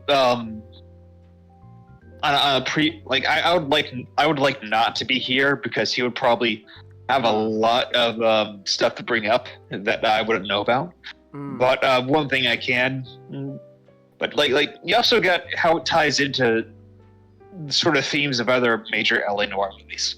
And going back to Chinatown, where we show how the themes of Chinatown and the two Jacks and what would have been the third movie were the major resources of LA, namely water, gas, and then the freeway trains. You actually get little stuff references that where you got Pierce Pratchett opening up the freeway. It's just nice where it just ties back together to the old themes. What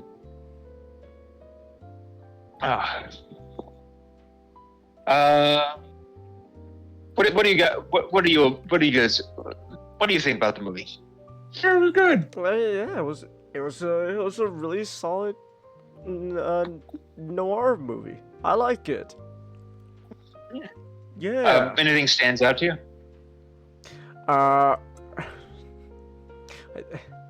I think one thing that always just stands out to me though is just Kevin Spacey. That's just a thing with whenever I see him in a movie nowadays.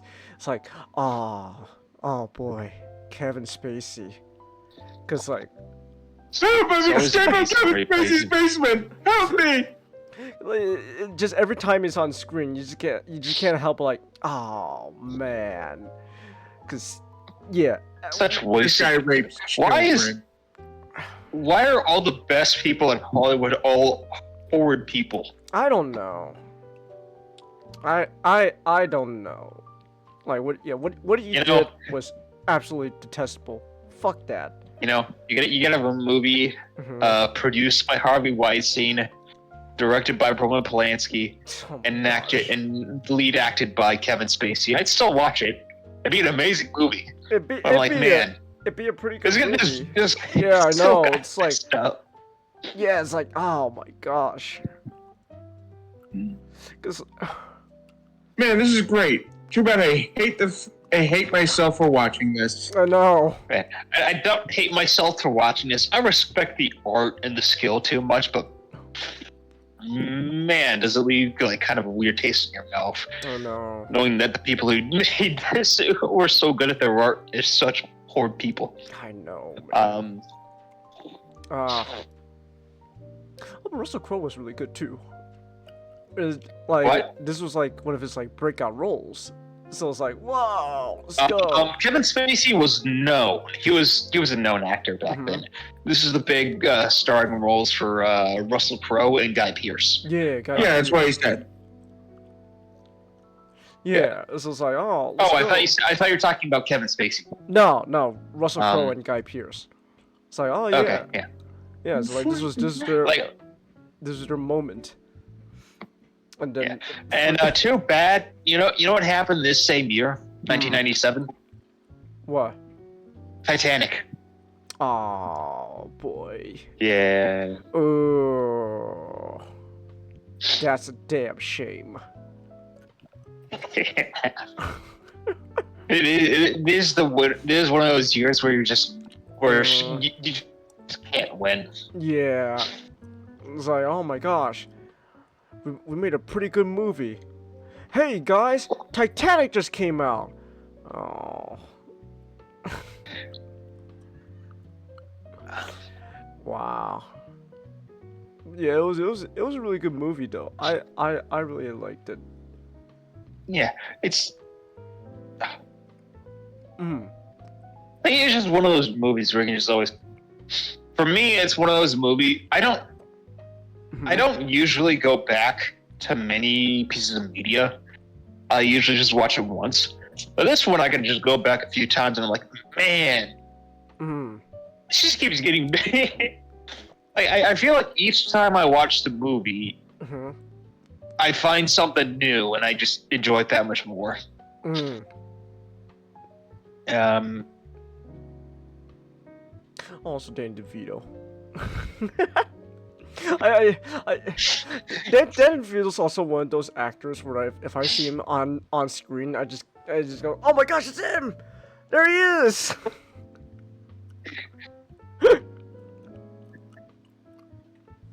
So When the opening credits came on and you hear his narration, I wanted to yell at Magic through the screen.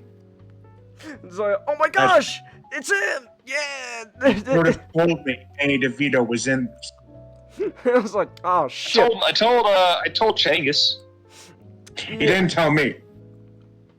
Yeah, you know how I was going? I don't know if I want to watch this this week. If you said Danny DeVito was in it, I would be like, yeah, okay, yeah, let's do it. Okay, I'm not. Wait, Danny DeVito. Okay, I'm in. You sold me. So, Exactly. Yeah, off the record, on the QT. Very hush hush. Mm. Hush hush was an actual magazine. Oh, it was? Yeah, Oh. Huh. Okay, then. like this movie has a lot of stuff that takes from your life. Mm. Okay. Some of the just the others, like some of the other scenes in this movie are just really good. It has a few of them are like kind of like ooh, that's kind of like. I remember the scene with the night where you see the night owl murders and there's just a bunch of bodies in that room. I was like, ooh, that's actually kind of creepy. Like, it, now my mind's going blank. I mean, there's a lot of good moments. Yeah. It's like it's hard to choose. Not because the shootout is amazing. I can't stay here listing off good parts of the movie, good moments of the movie, because I'm just gonna go scene from scene from the entire movie. It's just one of those movies that everything is just good about it. Like there's Yeah. I can't think of really anything I dislike about it.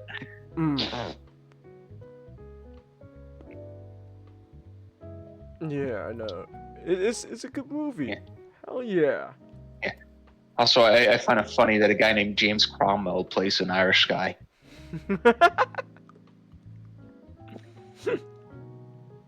The irony. Sergeant Williams, pick up, please. What kind of name is Cromwell, anyways? It's English. It's English? Ah. Do you know who Oliver Cromwell was? No.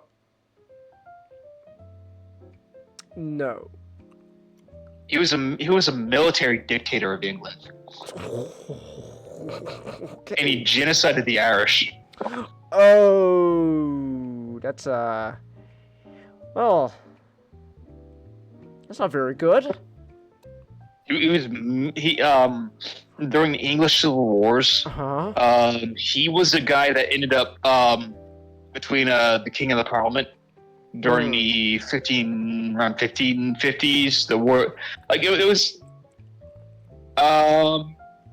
There was a whole bunch of wars going on in the British Isles called the War of the Three Kingdoms, but Oliver Cromwell was a major military figure that fought on the parliamentarian side. He ended up being on top, taking the role of military dictator.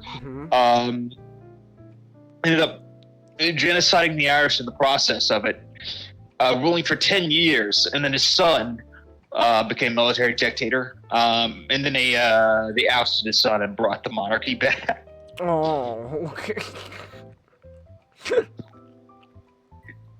All right.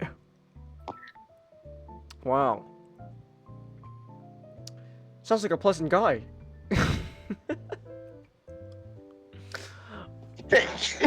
Bless you. All right. I know there's a movie about Oliver Cromwell, and like there was. Alec Guinness plays Charles the First. No, Charles II. Huh. That'd be a good one to watch sometime. What was it called? It was just I think it's just called Cromwell. Cromwell. Oh. Oh yeah, Cromwell, 1970. Okay. Well, he clearly sounds like a wonderful person to be around. I mean, probably a fascinating figure. But I wouldn't want to be Irish at that time. No, I wouldn't.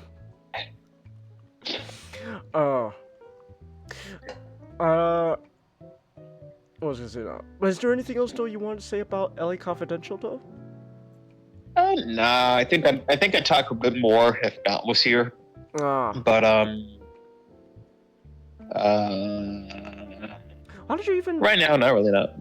Okay, actually, how did you hear about LA Confidential? My dad showed it to me. Ah.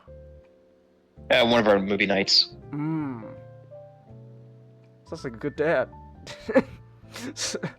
Hell, we tried watching this was like a few years back, but we tried watching To Live and Die in L.A. Uh-huh. starring Willem Dafoe as the villain. But the sites we tried using were buffering just so badly for this one movie, so we weren't able to finish it. Damn. It's a fun movie too so far. What's it called? To Live and Die in L.A. To Live and Die in L.A. Wow, I just got created to a baby face Willem Dafoe. Damn. It was made in the 80s. I know. It stars the hero. The hero was the same guy from Manhunter. Oh. Interesting. Okay. Alright. Yeah, but this is like shit, 15 years before. Let's go, John Turturro! Hell yeah! Yeah, John Turturro. Hell yeah! I love John Turturro! Okay, hell yeah, I got... Oh, Robert Downey Sr. is in this. Oh, really? Senior? Who does he play? Senior Secret Service agent. Huh. Thomas Bateman. Oh, wow. See here. Robert Senior. Okay. I don't see I wonder what Robert Downey Sr. has been in. See if I recognize any. There's probably been a lot of stuff we weren't even born for yet, so. Let's see here.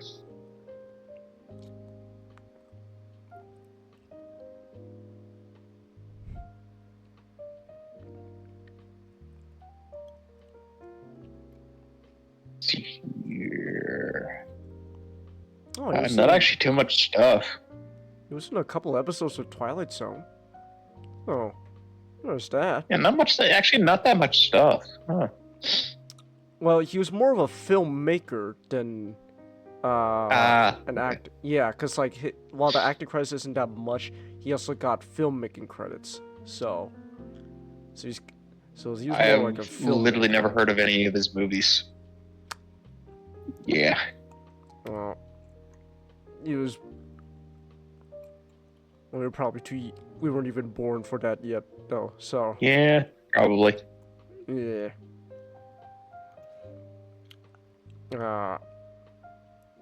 Oh, but he wasn't. Oh, Robert Downey Jr. though made a documentary about his dad though, just called Senior. All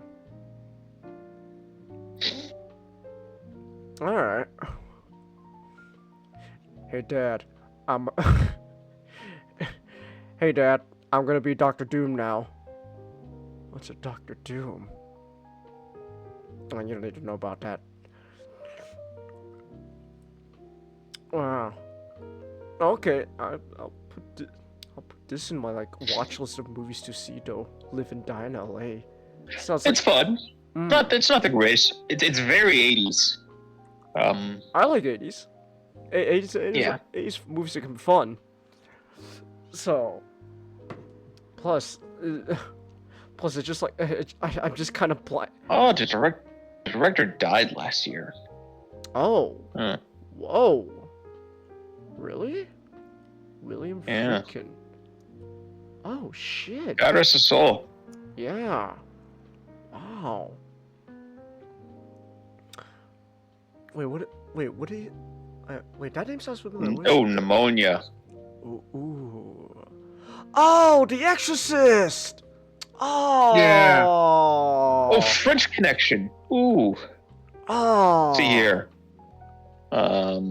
Damn, that is a real shame. Okay. Yeah, I know about The Exorcist. So it's like, damn. That is a real shame to hear.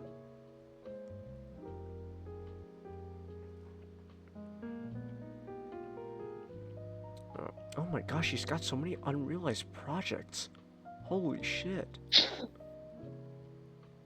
Whoa. What are you laughing at? I just find it funny. I guess this guy just can't ever finish anything. I don't know. You just got a huge ass list of all these unrealized projects since the fucking 60s. Exorcist and French Exorcist and French Connection. Early '80s was a good time period for this guy. Well, Exorcist was the 70s. What? The Exorcist was the 70s, 1973. Yeah, I said French Connection and The Exorcist. The early '70s was a good time for him. Oh, I thought you said 80s. I heard 80s. No, '70s. Ah, 70s. Okay. All right. Yeah. Damn. That's a real shame, though. Damn. Okay. He made a really good movie. All right. Well. Going through his I'm just clicking through his filmography, and it's like the juxtaposition of each of these movies is so funny. it's like they're all. It's like this man likes his variety. He does. Hey, that's. I say that's a good mark of talent right there. He's able to create quite a variety of movies. So hell yeah. I mean, I like his work, but might not all be good if they're all varied. Well, have to see for yourself. I mean, but judging from his the work I've seen, it's probably good. Yeah. All right, well, that's LA Confidential. Well, what did the LA Confidential director do? Now I'm wondering. What did he do? I can look it up. Confidential. Let's look up. Curtis LA Hanson. Confidential. What has he done? Filmography. Oh, he died. Died in 2016. Ooh. Wow. I've never heard of any of these. No, I only that he's recognize done. LA Confidential. I'm sure there's some good movies. If LA Confidential is anything to go by, but I only recognize LA Confidential. So.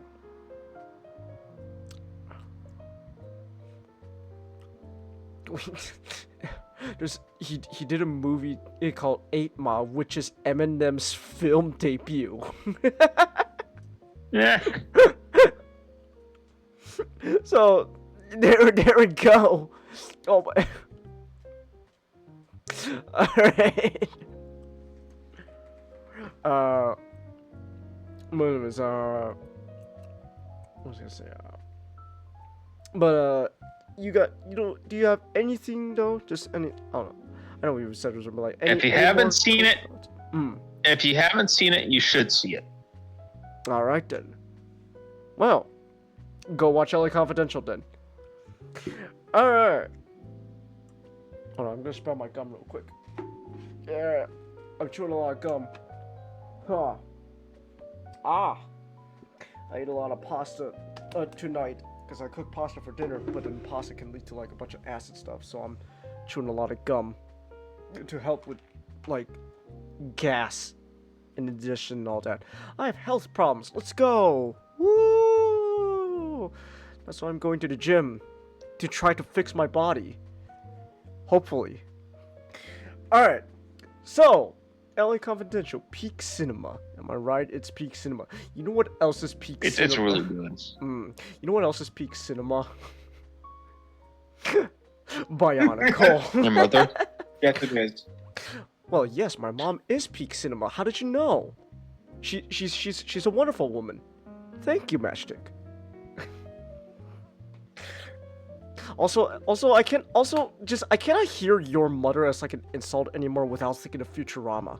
I'm Your mother. I'm serious. Every time like you say your mother, Magic, I just think of Your a mother. clip from Futurama. Yeah, just the tape witty insult. Your mother. Oh, this is great.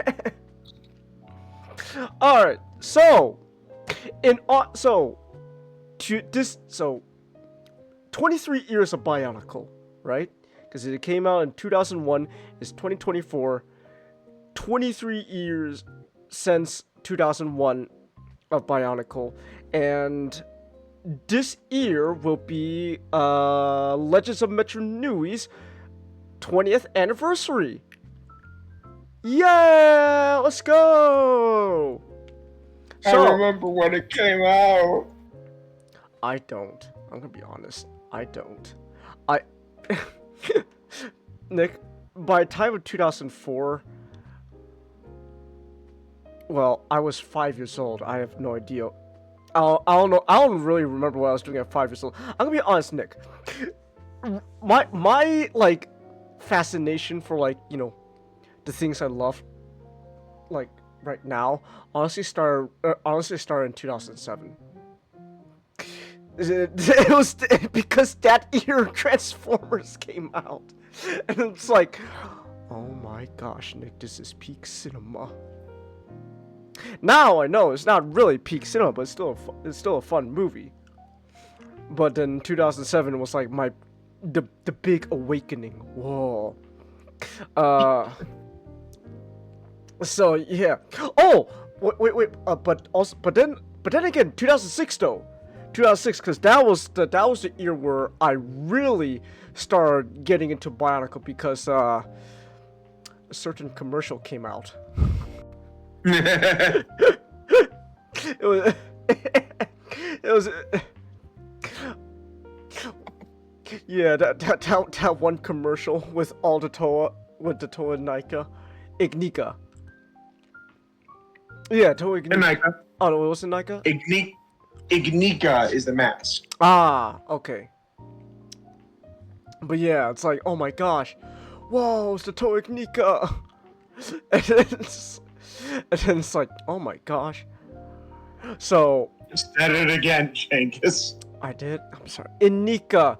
Damn it. Because all you have to do is just add a G into that word, and then it's like Inika. Inika. I'm gonna head out. You guys have a good night. Oh, okay. Have a good night, Matchstick. Alright. Well, I guess in that case, then, what I can do is, give me 1 second. In that case, if it's just the two of us, I can move us. I can move us real quick. Give me 1 second. I'm gonna move us. Whoop. And then un momento. And transition. There we go. Alright. There we go. That's better now, isn't it? It is. Alright, so. Also did more experimenting. Okay. Alright. Whoa, what's going on there? There's a painted brush I could use. Oh, okay. Ah. But, alright. But anyways, the point I was trying to make though was Legends of Metru Nui. 20 years old this year. So what do you think, Nick? What do you think about Legends of Metru Nui? I like it. I really like it. Alright. Well, what do you like about it? I think what's great about Legends of Metru Nui is that I think it has the most solid plot of the Bionicle movies. Okay. And I gotta be honest, I love Vakama. I think his character arc is just fantastic.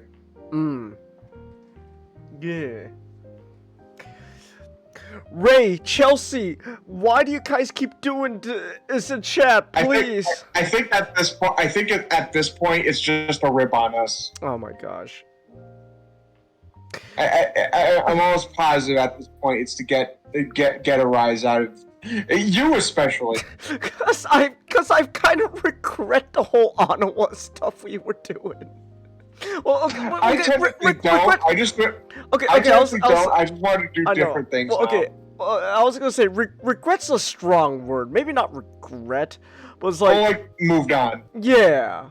So yeah, regret's not really the right word. It's a strong word, but it's like. Okay, Ray. Thank you for it. All right. But I get, but yeah, like moving on. It's like, you know, Anna was actually a cool character though. So, speaking of, did you see the stream? The part of the stream where they got Brian Drummond to do a shout out for Bionicle Day? No, unfortunately, I didn't watch all the Bionicle Day streams because I had it helps because there's one tomorrow as well. Okay, well, I had to make dinner, Nick. So. I mean, you could have watched it while in the background. Yeah, but so so technically I had the Bionicle Day stream playing on my PC, but I was just downstairs most of the time making dinner, and then I got distracted. And I ended up watching one of Almighty Loli's videos. Good and Bad and the Ugly? No, it was this interview with what's the guy's name?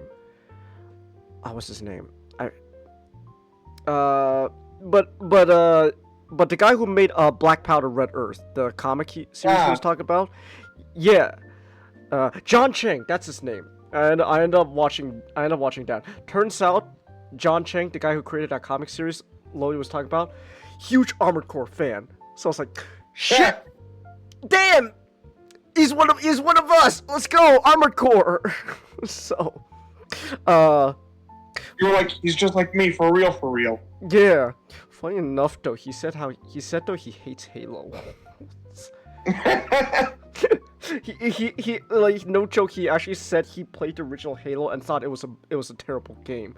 And then I was like, wow, that is a strong take. That's a strong stance to take there, man. Because you know, everyone, you know, Halo's a beloved franchise. So it's like, yeah. So it's like, wow, that's a strong take. But anyways, let's I guess we could talk about just what Legends of Metru Nui is about, right? So and it's really just the year for this. It was 2004. Yeah, just the year of 2004 for Bionicle. So. And it's a prequel. It's a prequel.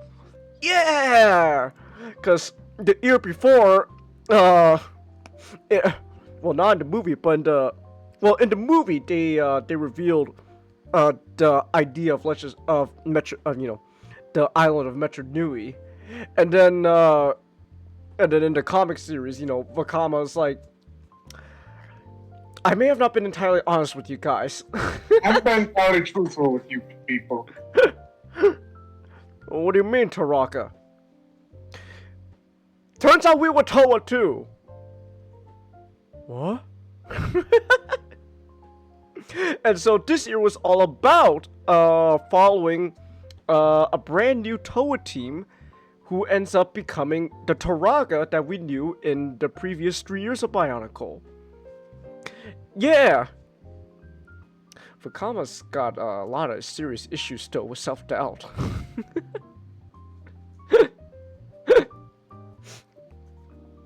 I can't believe your grandpa's a pussy. No, but I like the year. I do find just overall the year 2004 kind of fascinating, cause not just the movie, but just your like the switch in aesthetic. Cause like for 3 years, Bionicle's big aesthetic that really sold a lot of like its like mystery aspect was this idea of, mechanical life forms living, on an island. And in a more, and they're living more like, I guess, tribal in a sense. I mean, they did take a lot of inspiration from, like that, like Pacific Islander, culture and all that. So it's just kind of interesting that for Year 4 they decide to go, for this prequel, they decide to go for, well, it turns out these mechanical life forms used to live in, a more, futuristic setting. Ooh. So, okay, I gotta ask, Nick, what do you prefer? The setting of Metru Nui or Metru Nui?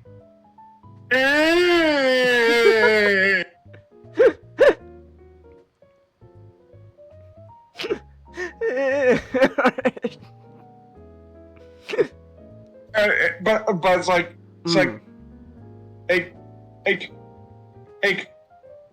oh, that turns out we came from a city, but then we moved to like an island. Yeah, what of it? Well, why that thing? Why do we have to move? What you have to? Why is that those things? And basically, this year explains that. Yeah. So, funny enough, the Legends of Metru Nui was more of the back half of the year of 2004. Which is probably like the more important half. I will say though, is this kind of interesting though that for Legends of Metru Nui, they decide to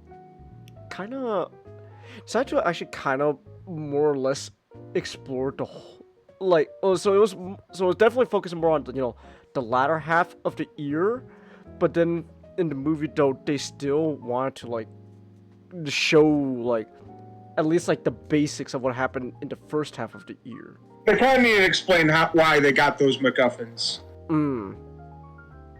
Considering the first half was a fetch quest, they kind of needed to explain that, yeah, there was some fetching involved. Okay. So there was all that. I just find it interesting considering Mask of Light. I'm gonna compare it to Mask of Light a bit here, because that was the movie that came directly before Legends of Metru Nui. It's like how in Mask of Light, that was more. It was the latter half of the year, but that was a lot more of a self-contained story than Legends of Metru Nui.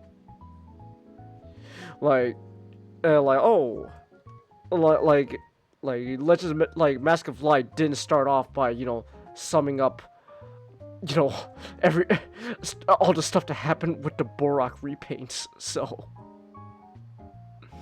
I just find that interesting. But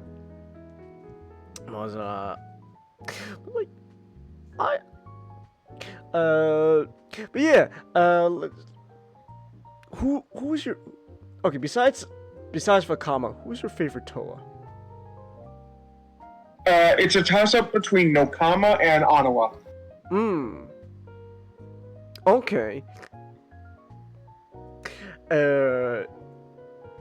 Yeah, I like Nokama. I like Anawa a lot. He's fun. just because he's kind of. Hey, play a game of Pin the Tail and the Ash Bear. I just kind of like that kind of type of character where he's just kind of an ass, but not like. But at least you know where he stands. Yeah, he's an asshole, but at least you know he's a good guy though. So I like Anawa. I do think that for the overall movie, they did definitely focus a lot more on Vakama's character, but then which I would say is the most important aspect. Yeah, because this was Vakama's story.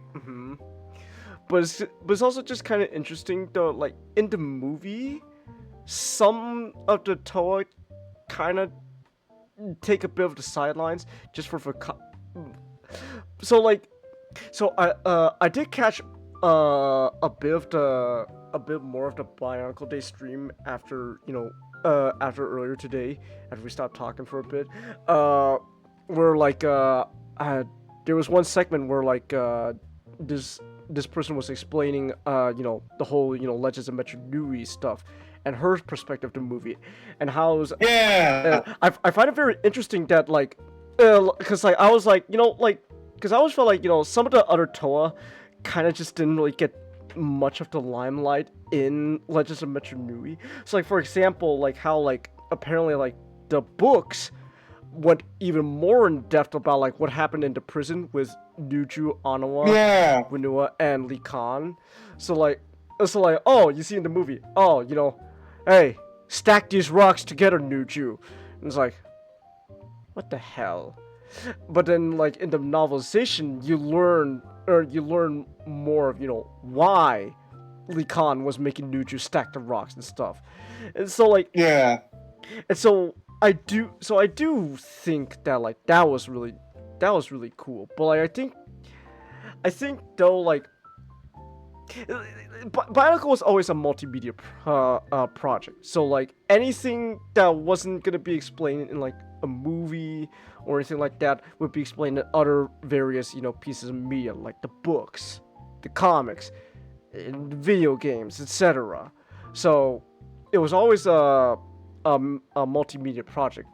But then at the same time though, I feel like the way they handled it, sometimes it kind of makes it so it's not that great of a movie you're watching, because sometimes things will just go over your head. It's I don't know what and then someone who's brand new to Bionicle, they'd be I don't know what's going on, and then you're told, oh,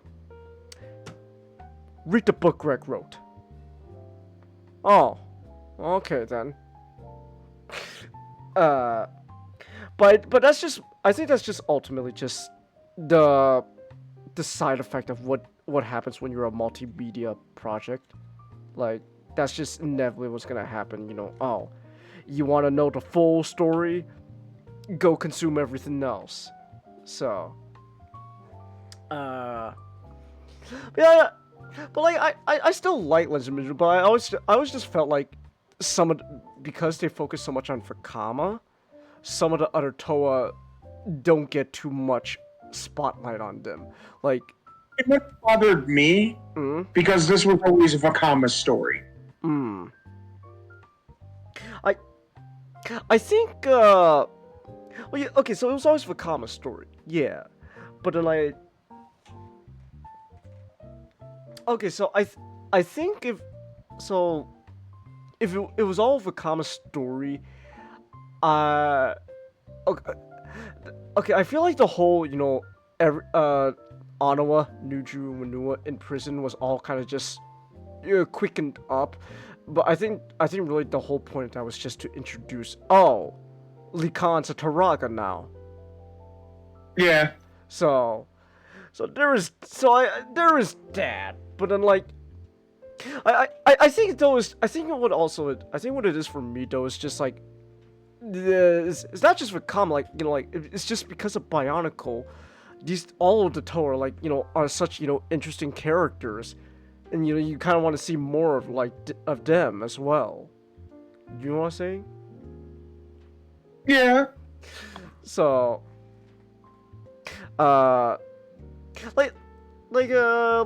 Mask of Light. I feel that's obviously Takua's story in becoming Takanuva, the Toa Light. And there was stuff with the Toa Nuva going on and stuff, but I think I don't know. I think they focus a little more there on Takua's story. I don't know. At least to me. At least to me. I did rewatch Mask of Light, so. Without me. It was one of the first things I did when I woke up, Nick. It's gonna rewatch Mask of Light. Because Without me? well, you were watching the Bionicle Day stream, so... I could have done two things. Chase, do you not see? Do you not know all the fucking figures that are right next to me? I could have done two things. Okay, alright. So, yeah, I just personally kind of always like Mask of Light a little bit more than Legends of Metru Nui. Which is funny, considering how you said Taku was your favorite Bionicle character. Well, the reason why he's my favorite Bionicle character is in kind of the entire story involving him.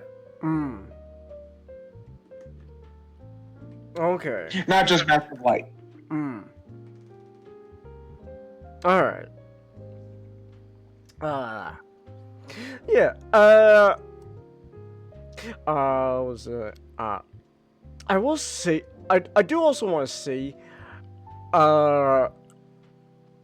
let's see, what, Lee Khan in Mask of Light, though. He's great. I love Oh, Lee yeah. Khan. Yeah.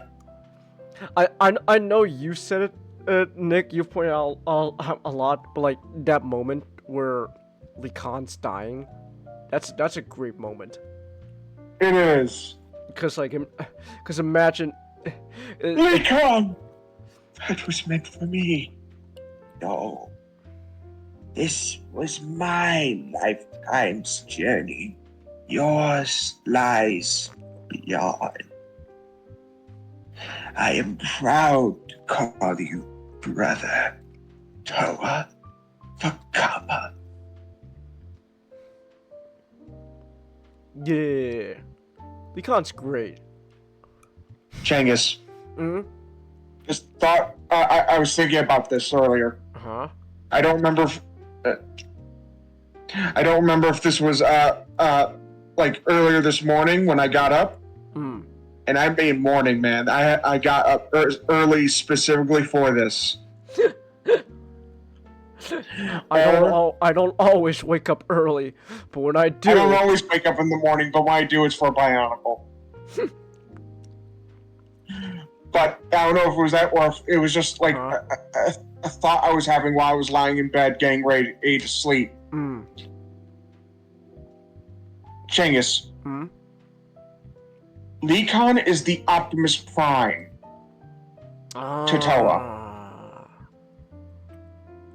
Lee Khan Optimus is to Lee Khan what the other Autobots is that you know what I mean.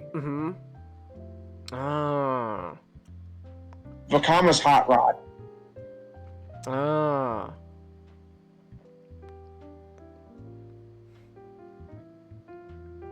Next thing you're gonna tell me that one of Vakama'S themes you have in mind is the touch.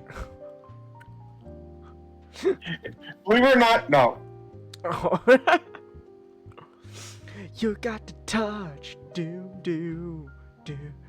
You got the power. The reason why it's like that scene's so impactful is because you have essentially what is the equivalent of Optimus Prime, like the greatest Toa ever,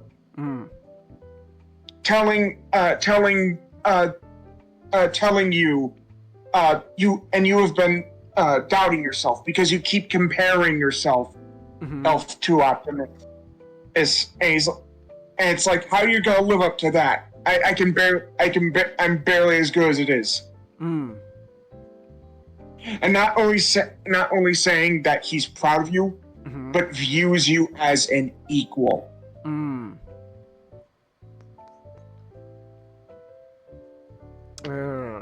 Okay.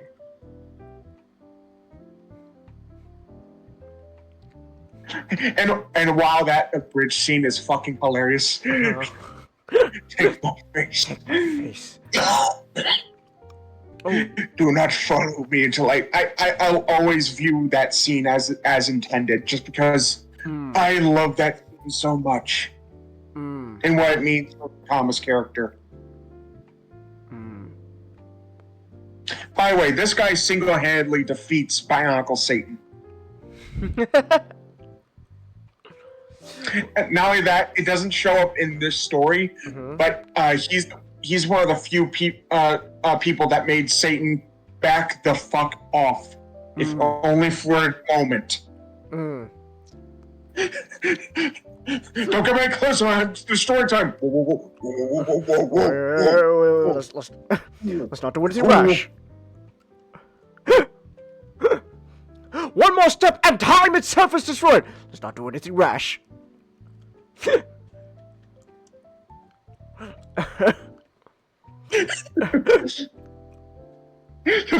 attaboy. Don't be rash. Don't do anything rash.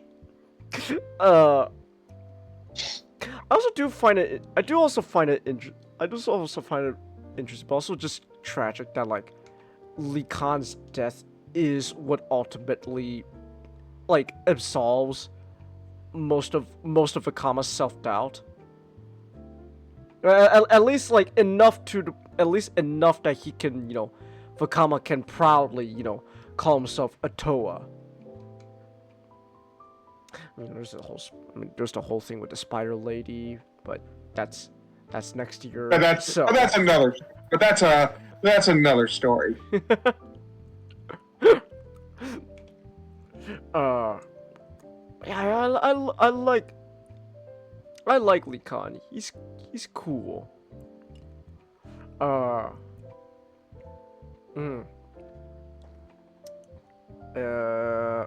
Makuta, the big baddie. He's there. This guy impersonated a politician, and no one realized it. It's not really Makuta's fault. I just think a lot of the most interesting things Makuta's done is not really shown or emphasized in the movies. Okay, so there was a moment, and I remember when we were watching this, we talked about it. We streamed it. We were talking about like the big twist reveal. Oh my gosh, Makuta, the big bad from the last movie, was impersonating Taragaduma. What? But then they revealed that twist earlier. Yeah. So it kind of just ruins the impact of the moment. It's like, oh, I guess he's the Taraga, huh? Well, okay then. So there's that. And it's like, oh, well, okay. So, let's see, the Dark Hunters, Nidiki and Kreka, they're fine. They're mostly kind of just there to be kind of fun goobers. And what sucks, because you got Nidiki in like his first scene, well, technically second scene, and he's willing to fucking murder a Matoran by throwing him in molten magma. And then he kind of just becomes a jobber. Yeah, I know. So, by the way, a lot of people simp for Nidiki. Why? Changus. It's because he simped for Hey, remember Lariska? That's who he simped for. Yeah, Lariska, that one character that Greg likes to hype up. But I'm sorry, I think unironically that tier list that was shown on the Bionicle Day stream kind of ruined Lariska for me, cause Greg kept hyping her up, and then they said all she ever did really was that, and that was it.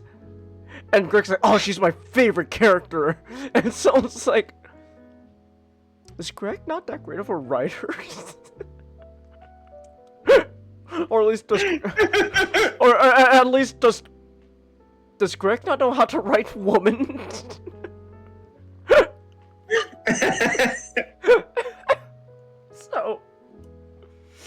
so that's funny.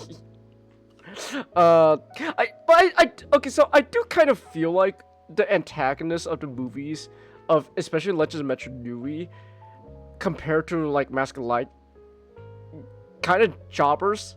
To be honest, like. Okay, so like obviously the real threat at the end of the day was never really the Dark Hunters or the Vaki. It was Makuda's big galaxy brain plan to literally kill God.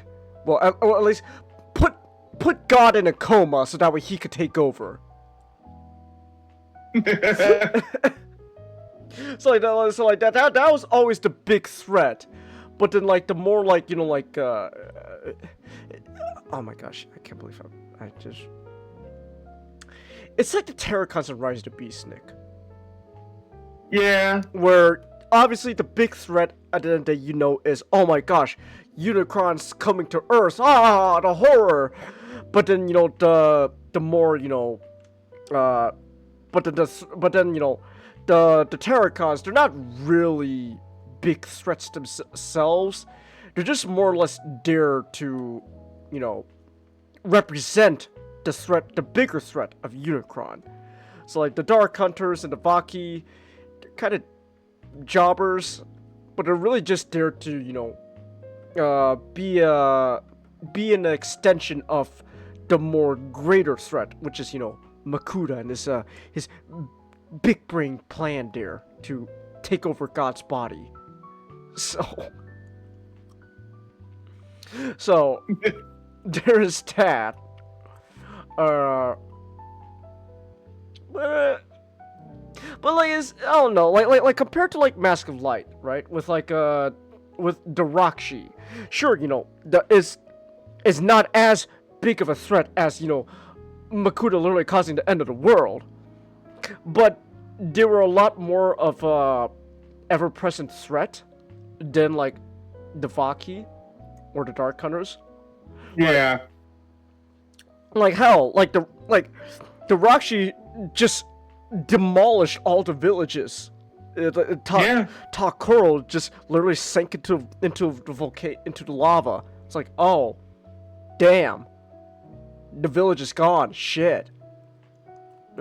So the Rakshi were a lot more of a ever-present threat, and then the Vaki, I guess, just with a mass amount of numbers that's supposed to like heighten the threat, but then even then they're just kind of jobbers. Yeah. So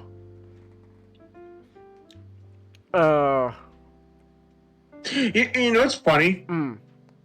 The Rakshi were a dark element in what was essentially a more lighthearted movie. Mm-hmm.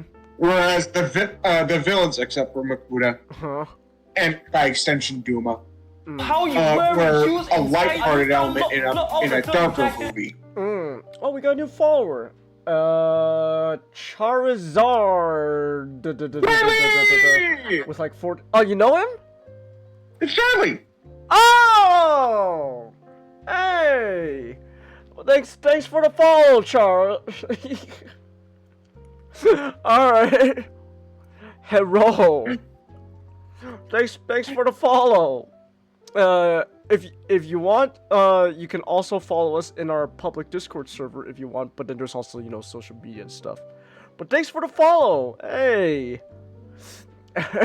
Right, I like to think about now when someone announcing someone named Charlie is Dave Chappelle as Dave Chappelle as Rick James. Charlie Murphy! Punches him in the face. Oh my gosh. Oh, that's great. Oh, Rick James, man. I'm Rick James. Rick James, bitch. Cocaine's a hell of a drug. Cocaine's a hell of a drug. Cocaine's a hell of a drug. I also love just like goofy little laugh he does after he says that. Like, he just looks back on the whole cocaine usage. It's like, yeah, yeah, that was a crazy time of my life. Am I right? So- oh my gosh. But what was this thing though? But what was this thing though with Legends of Metru Nui? Yeah. What was your favorite part of Legends of Metru Nui, Nick? My favorite part of Legends of Metru Nui? Mm-hmm. Honestly, I think it's Lee Khan's sacrifice scene.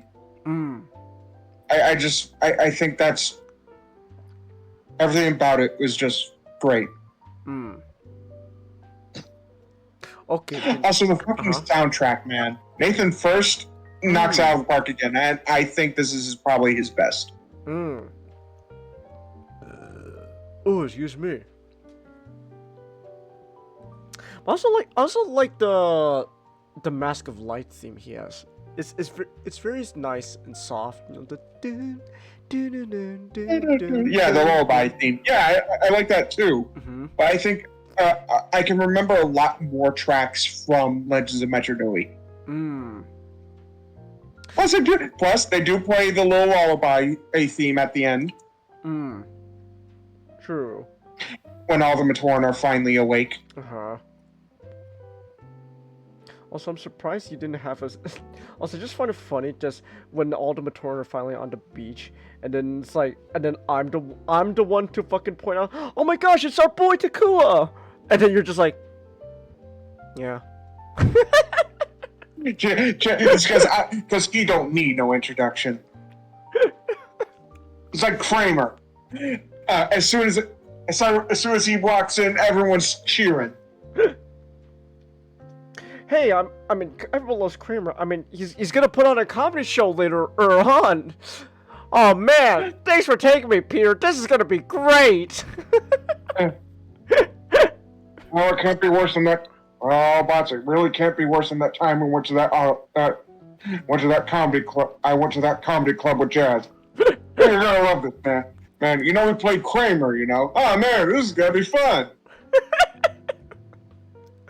This is gonna be fun.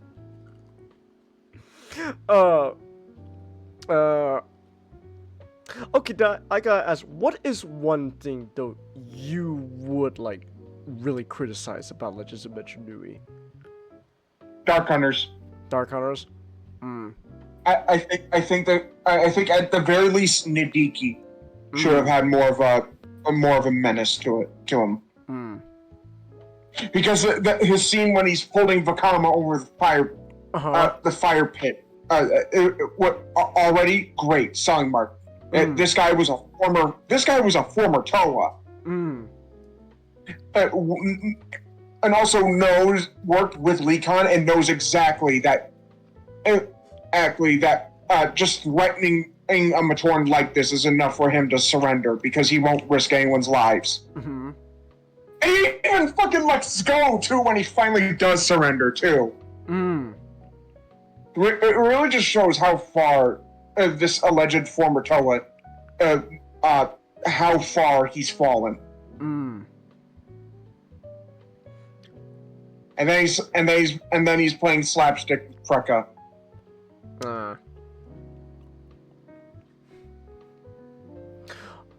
Oh yeah, there's also that one scene where Makuda's talking to himself for some reason. Also, yeah, that. Most definitely that, too. That scene I would have just cut. Actually, also, the scene with, where he already took the mask off. Yeah. And, like, you know, in the shadow. Yeah, I'd get rid of that, too. Yeah. Where the Bionicle game speedrun, Chelsea? Well, I mean, I guess we could try speedrunning Monog. I mean, we know basically how the basic. Well, okay, speedrunning Monog's gonna be hard though, because literally at the end at Kini Nui, there's literally a point where you just have to wait. So Yeah. I don't know. I'm gonna be honest. But we could probably do it like tomorrow if you want to do that. A speed run of Monog. Yeah, why not? Just more Monog. Okay. Well, I'll have to change this. I'll have to change then. I'll just announce on Twitter a change of plans. We're just gonna do More Bionicle.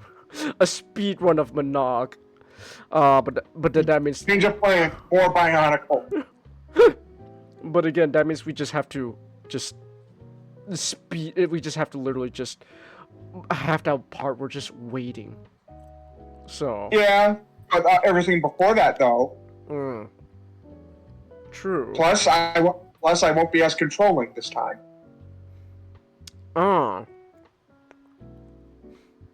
Okay. I just sold you on that, didn't I? A little bit. No, Taze, you gotta do it this way, otherwise it's low and accurate.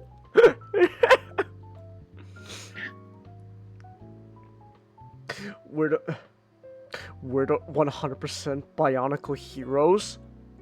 We gotta do that again at some point. We tried doing that, but we ended up not. But we gotta go back to doing that. Right. Well, first of all, I gotta get it off of Biomedia Project. So. Yeah. Wait. Actually, I think I should still have the original Bionicle game, right? Yeah. For.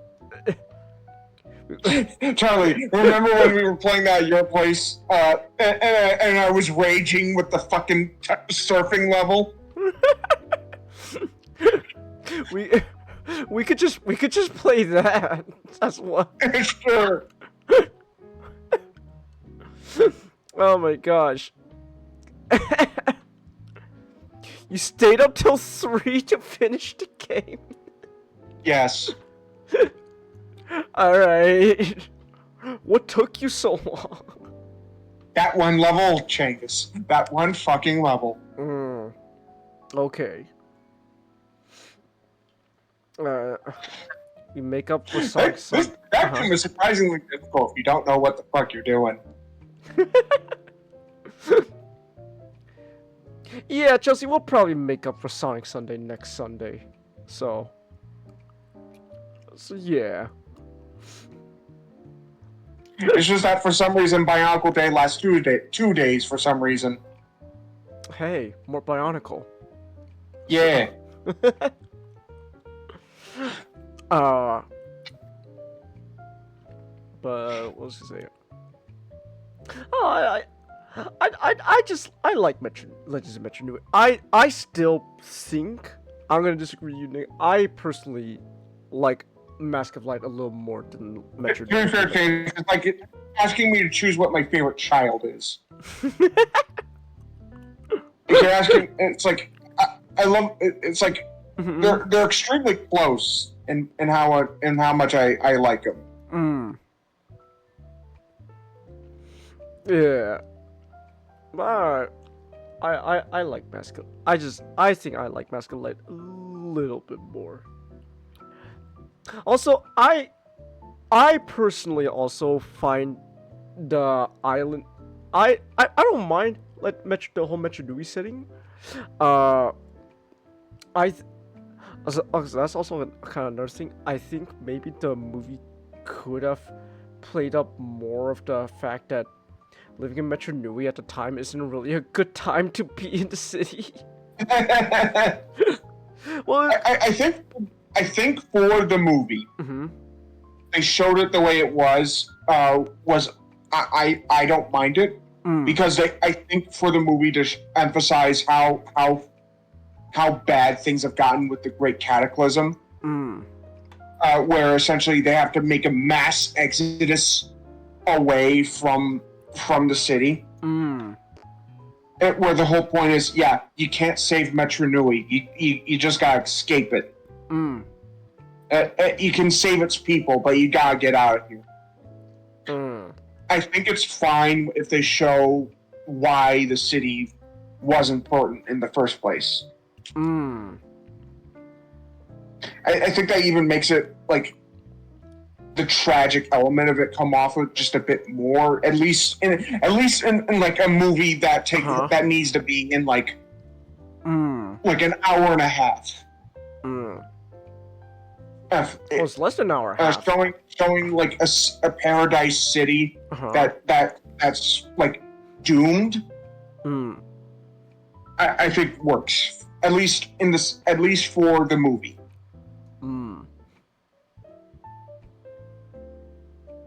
Because I don't know how they were gonna fit the fact that Metru Nui was starting to become less of a city, less a city of legends, and more cyberpunk 2077.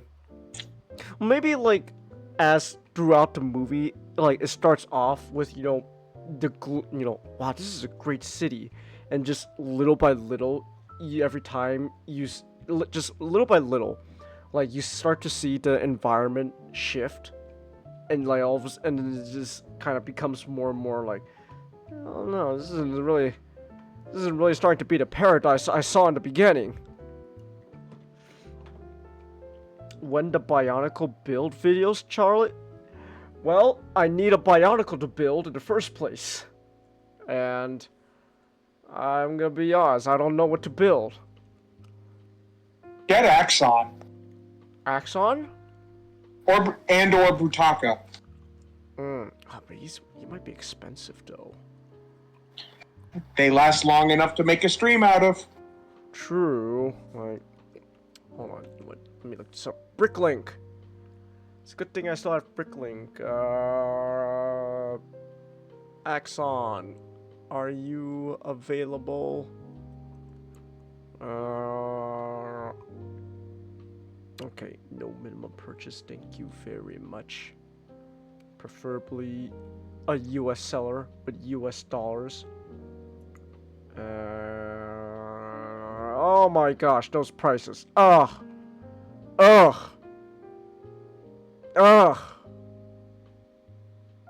It's like buying another Commander class S figure all over again. Oh my gosh. Oh no. Oh no. It's another Commander class. I have to cough up $90 after I sank it already in an Armada Optimus Prime. Y'all should play Viva Pinata for the Xbox 360 at 100%. I don't have an Xbox. I'm all PC because I can't afford a console. Hold on, how much is Brutaka? I'm gonna look that up. Brutaka. What about you? What do we got, Brutaka?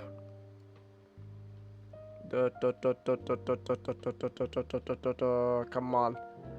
How much am I paying for you, Brutaka? Oh! Ugh! Ugh, even more! Ugh! Disgusting prices. Ugh. God damn it. Now I'm just kind of depressed seeing these prices, man. Ugh. Ugh. Oh my gosh, someone is charging for a sealed Brutaka $525.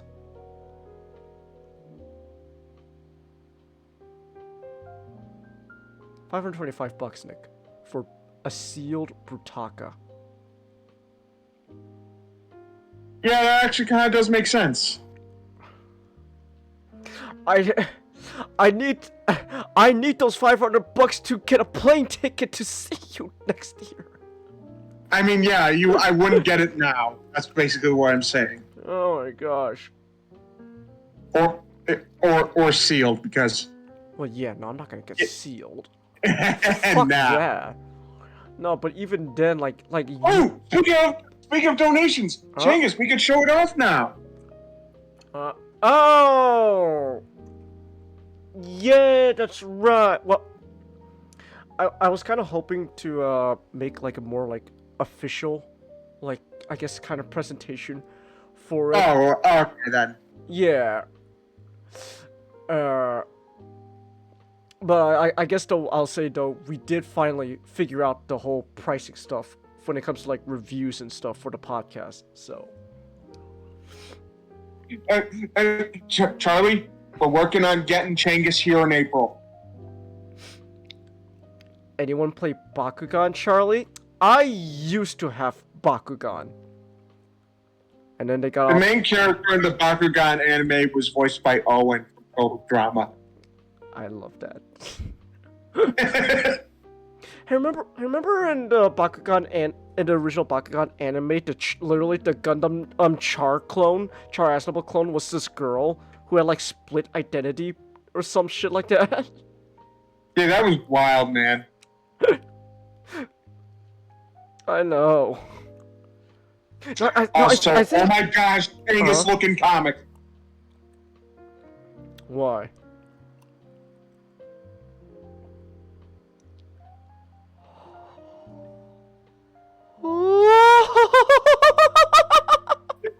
No fucking way. Oh my gosh.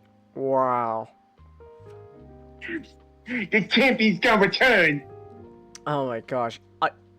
I think I still have those videos on my channel. They're just not private. I think they're unlisted at this point. But like, oh my gosh, that's kind of a blast in the past though. Wow. Finally, we're wow, finally, there's yeah. It's about I guess it's about time. Buddy! Oh! That was not on my bingo card, man. I know. That was not on my bingo card. I know. Oh, Chelsea! Wow! Thank you for the $19, Chelsea. She just says Bionicle money. Chelsea, I appreciate it very much. And again, I appreciate every little bit you guys tip and donate, etc. But Chelsea, it's not your fault. You just gotta understand, $19 is not enough for any Bionicle nowadays, and it's not your fault. Not unless you get like a Matoran or something. Oh, that's true. That's true. I did say I wanted a Matoro. Matoro! Bricklink! Bricklink! Are you getting which Mator are you getting? Oh, which one should I get? You got 01 body and 03 body. Let's see. Matoro. You know what? I'll just go with the polyback one. That's like, you know. Mainly the polyback Matorans are kind of more iconic in a sense. Okay, let me see. How much is a Matoro?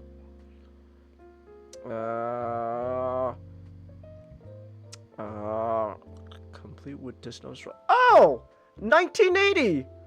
What do you know, Chelsea? That's pretty close! Hey! Yeah. Hey! Alright, and even comes with a disc! Well, shit! Shit, man! I kinda...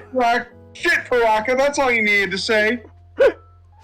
Shit, Paraka, that's all you need to say. I like Matoro, he's cool. Oh, but that's right, there's also shipping and tax. Oh, I can make up for shipping and tax. I hate California.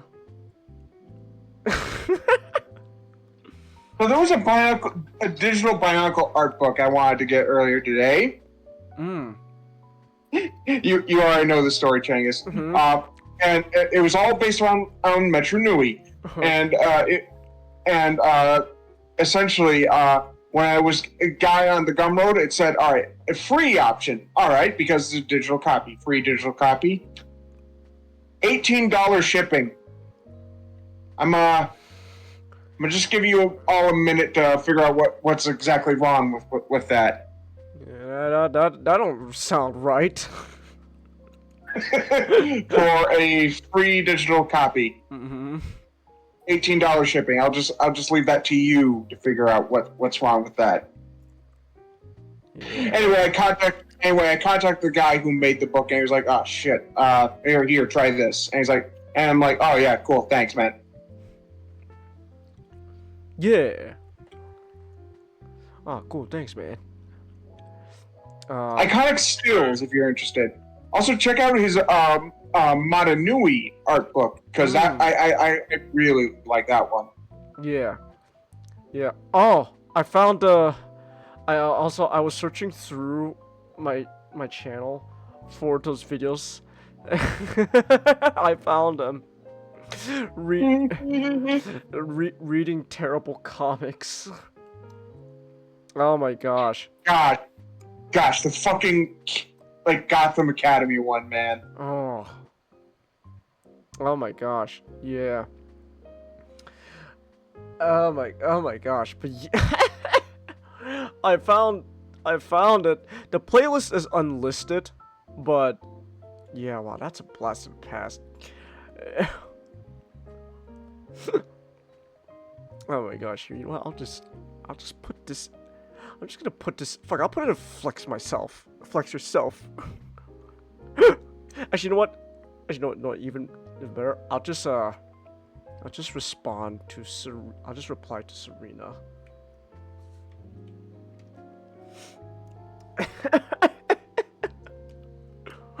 Oh my gosh, that's great. Oh my god. But anyways, I think we got. I don't know. I think at this point we could move on to really just. I don't know. I don't know. It's not even really a last topic. Let's be honest. It's really just general Bionicle discussion. It's just us rambling more about Bionicle. Last thoughts about Legends of Metru Nui? Watch it if you haven't watched it. It's free on YouTube. Oh yeah, Bionicle Animation Archive. Here, let me put their link in the chat.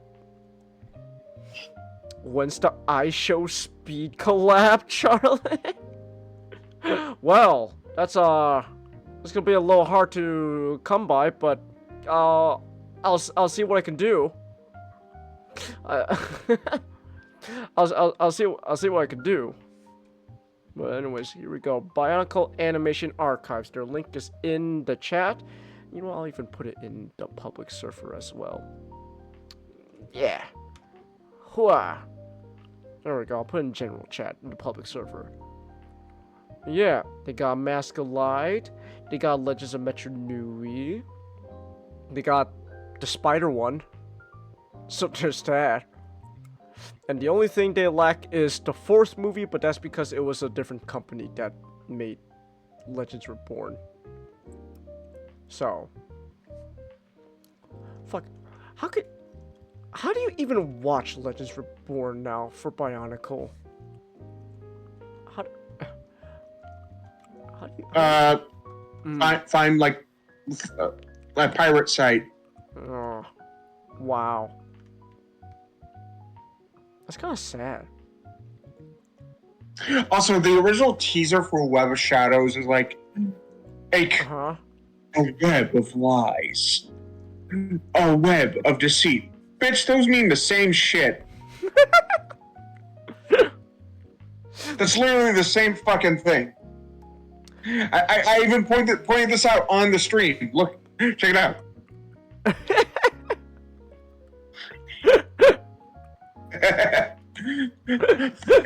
Lies and deceit mean the same shit. Oh my gosh. Also, I just found out that you can actually get the DVD for Legend Reborn for $10 on Amazon. Yeah, you can do that too. So you can support, I guess, officially. I don't know would money even go back to Lego? I don't know. Alright then. You need the speedest with Bohater, Charlie.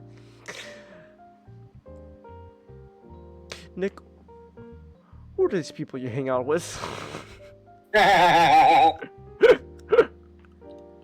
Who are these people you hang out with, man? Come on. Oh my gosh. Alright. No, but what's this thing though about? I just like Bionicle, man. It's such a like it's such a fun like concept like just like you created something special when 23 years after you introduced Bionicle, people are still talking about it. You created something special when people are still talking about it to this day. Hell, not only talking about it, but literally creating their own like stuff related to it to this day. Like that's impressive. That's real impressive. Now I gotta meet Brandon, Nick's mistress. You have a mistress, Nick? Why didn't you tell me? Oh man, I haven't seen Brandon in fucking forever. How is he? I hope he's doing good, man. Man, I fucking miss you guys. Oh my gosh. No, but again, like, oh, I'm spitting on my gum. I'm spitting on a lot of gum. Like again, like you created such a really good thing here, when like we're getting a fan game next year about Bionicle. Like people are literally dedicating people are actually dedicating, time, money, etc. to essentially keeping Bionicle alive. If not, like officially, culturally at least. Culturally at least, Bionicle is still alive. And like that's so cool. That's so cool. I think, no joke, it's okay. So like Bionicle will never be, unfortunately. I don't think it's ever gonna, unless I hope it. Just wishful thinking, and you hope for the best. But like, I don't think Bionicle will ever reach the cultural heights as much as like Transformers does nowadays. Because one, Transformers is a franchise that is still alive to this very day. So there is that. But still, though, like the fact that to this day, while more people know about Transformers, there's still a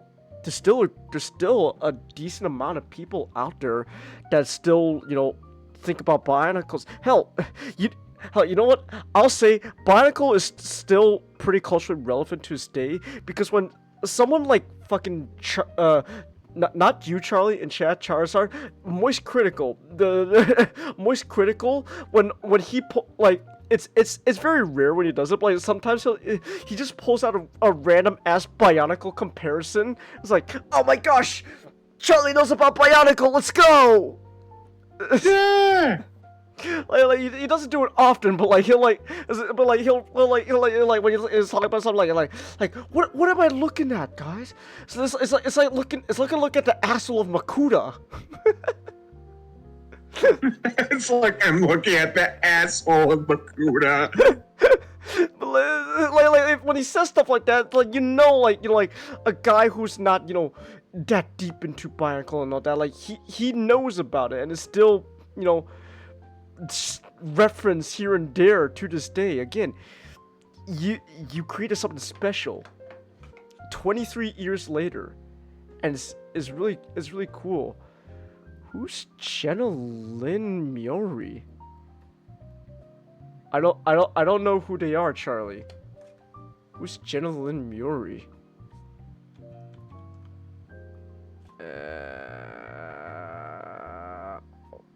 Okay. Oh, some kind of internet personality. Okay. Who the hell is this person? Yeah. Oh, she does a bunch of cosplay stuff. Okay. Is she hot? Is she hot? I mean, she's alright. I mean, I don't know. Beauty's subjective. I think she's alright. Yeah. Okay. She's alright. I don't think she's my type. Oh, she did a Jessica Rabbit cosplay though. Oh boy, that's you know, people out there are gonna go. So there is that. All right. Oh, now I'm just looking up. Oh, she's Buff Dog? Wait, that's her? I'm sorry, what? Wait. Oh no, you wanna know what it is? You wanna know what it is, Chase? Hey, you wanna know what he's saying? She's buff. Oh, okay. I thought he was talking about the VTuber. Yeah, It's not buff pup. okay. I was like, wait, she's the. Yeah, I was gonna be like, wait, she's the VTuber? But okay, nah. All right then. But yeah, again, Bionicle's just so cool. You still doing stuff to this day with people are still doing stuff to this day with Bionicle. It's great. It's fantastic.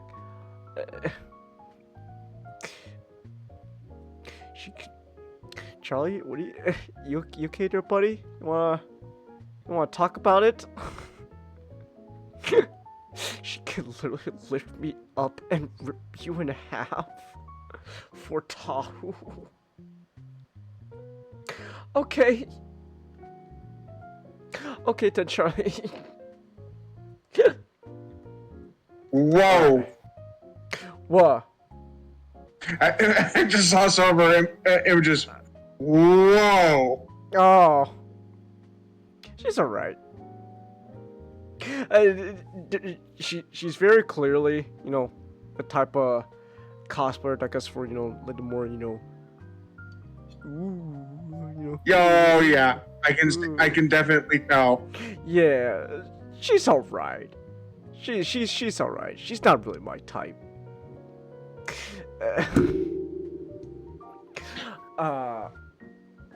I'll follow her OnlyFans if she's done a Bionicle cosplay. The only time that is acceptable to seeing her getting railed is if she's cosplaying one of the Toa.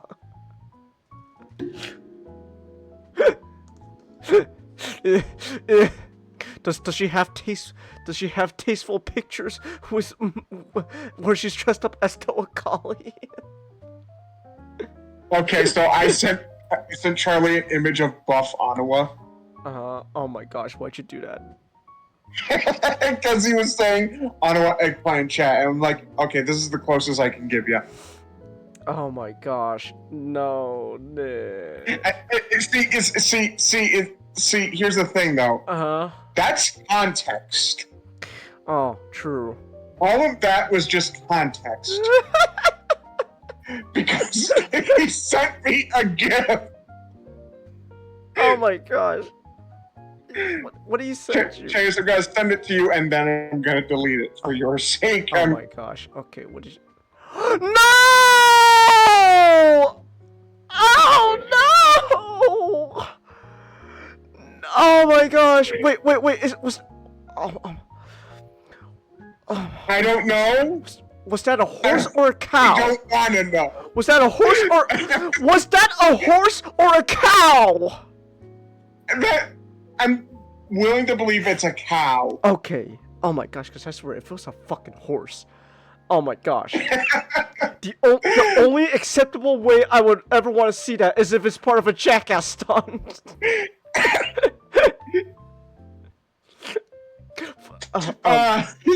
You got Chris drinking. I know. Wait. Who ate the horse shit though?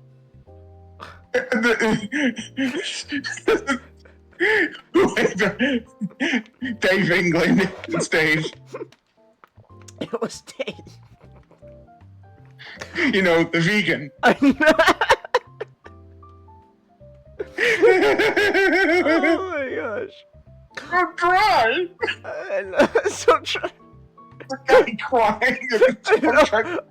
And they're like, swallow, no water, swallow. And then what? What gets me is at the end, that this one guy just fucking goes, "Man, your breath smells like shit." Anyway, this is supposed to be about Bionicle. Yeah, it's supposed to be a Bionicle, I know. Anyway, can we talk about Pookie and Maku? Yeah, and how Greg is wrong in every conceivable way possible.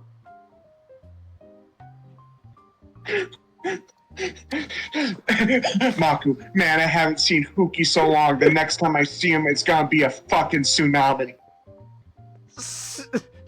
Tsunami. Oh my gosh. Next time I see him, it's gonna be a fucking tsunami. Oh my gosh. But like, man, I don't know what Greg's You know what? Screw it. I'm gonna say it. I think Greg's not that great of a writer. Dude, because apparently you told me, dude, is straight up saying, you know, I don't think Mask of Light is when the Metru Nui online game is canon, and it's like when I hear that, I'm just going, Greg, what are you talking about? Is it just because of that fucking poster Mako has in her hut? Also, he sent me this now. No, not as bad. Hold on, let me see. You call it autism. I call I it have the dog in me. Oh my gosh. Oh my gosh. That's probably something Takua would say. and he'd get hurt. I don't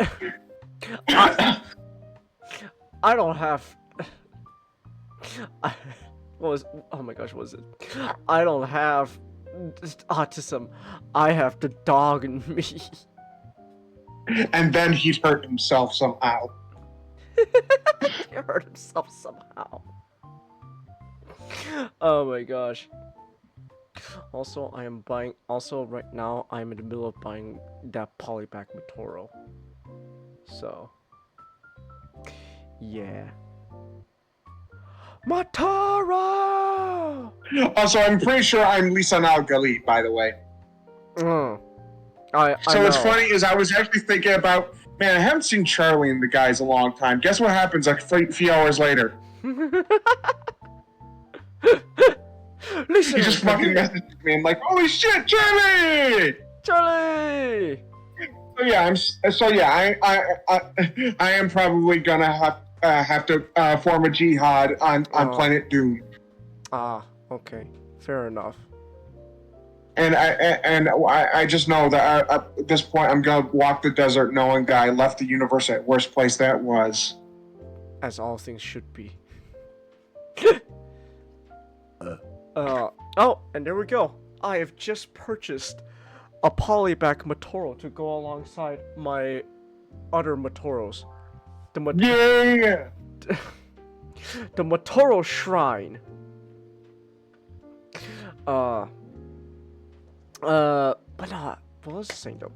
But I love Bionicle. And I know that like Bionicle, like as much as it sucks to say, Bionicle coming back. Well, okay. To be fair, lately, Bionicle has kind of been getting a little more love from Lego, so there is that. So I do like that. And there are like rumors of shit, but like I don't know. But they're rumors. So until any rumors are real or confirmed or more or very or at least highly possible. The chances of Bionicle coming back, unfortunately, as much as I hate saying it, is probably not that high at all. Which sucks to say, considering how much Bionicles, has such an impact on everyone. So it sucks. It sucks to say that. But at the same time, though, like Bionicles had such a, I don't know. Bionicles one of those things that I think it didn't have as much of a. Oh, have a good night, Charlie. I don't think Bionicles had as much of an impact as, say, like the transforming robots that turn into cars and trucks, because there was just a period of time where I kind of just put Bionicle in the back of my mind. Like I always remember Bionicle, and it's like, but then to me, I like Takua and I like Vakama, but that red and blue robot Nick that turns into a truck has had more of an impact on my life. Please don't be mad when I say that, though. Yes.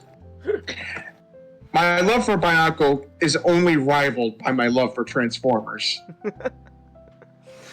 So as much as I love Bionicle, It's like, ooh, you don't love Takua as much as I do. I love Optimus more. I'll give you a pass. that's also a fantastic choice, Changus. But I will say that we joke about it. Oh my gosh! What? What? Gosh, send it to You me. just sent me this. Send it to me. Ah! Ah! Ah! I don't like it. Oh no! It's like I got fucking punched in the face with that surprise. I don't like it. Get rid of it. Oh my. But then there's also this hot chick right next to it. Okay. There you go, Changus. Eye cleanse. Okay. Are you gay? Am I okay? Oh, I am. I'm gonna be honest. Why are you gay? Am I gay? No, I'm not. No, she's not really doing anything for me. So. Are you gay? No. I fucking love that. I know. Are you gay? Are you gay? Oh my gosh. Okay, I gotta say though, I really though, I'm just stating what I see out loud. It's quite impressive. No. It's quite impressive. I don't really know what size, but it's quite impressive. So. Oh my gosh! You know what I'm just reminded about now though. There's like those VTubers out there, Nick, where they just for some reason their models have like just enormous rack to the point that it's just like it's to the point like it gets to the point where it's like, is this supposed to be hot or something? I just find it ridiculous. I think like was it one of the VShojo VTubers, like they got their one of the new mods has like a rack size that like literally like covers like their entire like lower body and like their lower torso, and it's like and so it's like every time I look it's like am I supposed to be like, is this supposed to make me hard or something? I just can't help but laugh. Like, it's so ridiculous to look at. You know what? That's probably the point too. That now to say it out loud, that's probably the point, that it's supposed to be ridiculous. But still, oh my gosh. You know who also had a huge rack? Rudaka. Yeah. Oh my god. What? Oh my gosh. Okay. Nick, do you think next year's because next year for Bionicle Day, when the next art book comes out, do you think he's gonna do a custom Rudaka model? No. No. Okay. At the very least, if it is custom, it'll be based on like the movie model. Okay.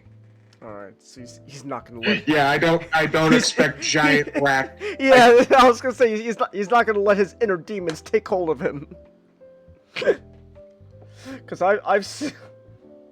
Oh my gosh, Nick, you know what I'm just reminded about now? Oh, I don't know. I remember you sent it to me a long time ago. I don't know if you can find it anymore. But remember that one TikTok you sent me of that guy who added custom cheeks to Rutaka? Yes, Angus. And then it's the Thanos monologue. Just what I'm about to do. I'm going to enjoy it. I'm going to enjoy it very, very much. I remember you showed me that another video from the same guy where it's Vakama to the Duke Nukem line. I am a tiny man. I've turned into a tiny man, and I demand that you pee on me. Oh my gosh. But yeah, Bionicle's. But overall, Bionicle's so cool, and admittedly, it has kind of got me thinking about stuff. So, I say I dabble in writing here and there. I got some projects in mind. Of course, I think out of everything I've done so far, Transformers Express has clearly been the one I've devoted like the most into. Same here. But I got some ideas though. I remember, so like I remember a while back. I don't know if you remember, Nick. I remember telling you about a story idea that was just basically, it's like it's kind of like Bionicle in all but name. And I'm not gonna say it's like, it's the spiritual successor or anything. More like it wears its inspiration on its sleeve, So yeah. So I remember that. So like so actually legit like this week, I got reminded of that, like, oh yeah, that's right. I wanted to go back to that. I want to go back to that, and I didn't realize that while it's not as fleshed out as Express, I already got like names and stuff for characters. All these like weird made up names. So for one, a lot of names I have, they all have this like, I don't know why, I decided to add like this weird like suffix to the end of the name, so they all end with essentially Holly. or Hallie or something like that. So like a lot of names just end with that suffix. So it's been a while, so I legit have to like remember why I like had these like suffixes and stuff. But yeah, I could probably go more into that after the stream, because as much as I would like to talk, as much as I got reminded of it, I would like to talk about it. This is not about my own thing. It's about Bionicle. But I guess still related though. Like again, that's just proof that to this day, Bionicle is still a huge inspiration to so many people.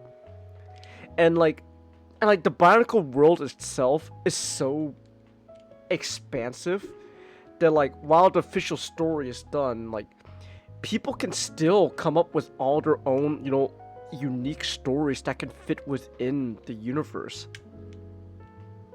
Like, I remember we were watching that one video. Nick, where the guy was talking about like, saying same stuff. You could like create like a story of like a Matoran investigating all the weird like disappearances, and a conspiracy behind the Vaki and Metru Nui. I remember we had to pause the video because like, wow, there's only two ways that movie's gonna fucking end. Yeah. Either the Vaki come to take him away, or all Matorans, please attend the Great Colosseum. Oh, well. Wonder what this is about. Yeah. So, but yeah, it just shows like how much Bionicle persists to this day, and honestly, it is largely due to such a dedicated fan base. Like, I don't think I've seen a dedicated fan base on par with Bionicle.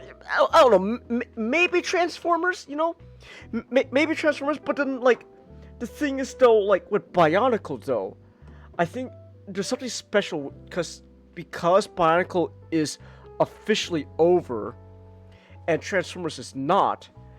There's like a deeper attachment Bionicle fans have to, the franchise they love, more so than Transformers.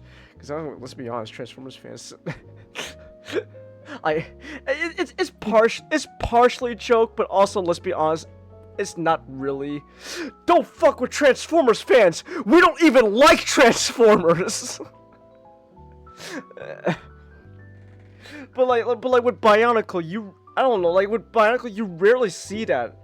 I think this like kind of interesting sense that because Bionicle is, you could argue, officially quote unquote dead, people, I don't know, in a sense, people have a lot more like respect for it. You know what I'm saying, Nick? Yeah. So, yeah. Check Tahu Trip? Wait, did you rename the channels too? Yes. Oh, I didn't even realize that. Oh. Okay, Nick. Okay, Nick, hear me out. I think we have an idea for next year's convention cosplay. Okay. I'll go as Tails, and you could be Sonic. Okay.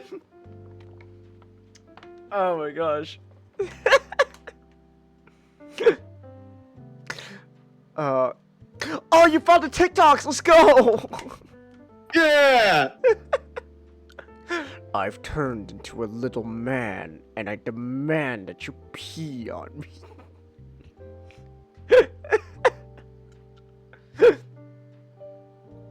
Oh my gosh. Is Shabbos what's Megatron's gonna do? Yeah, true. Oh my goodness. What was I don't know. I think at this point I'm kind of just rambling. I'm gonna be honest. But like I like Bionicle, okay? I have an attachment to it. It's such a fun little part of my childhood that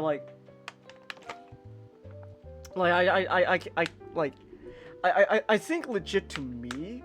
To me, Bionicle's not so much, like as much of a dedication as I have towards Transformers.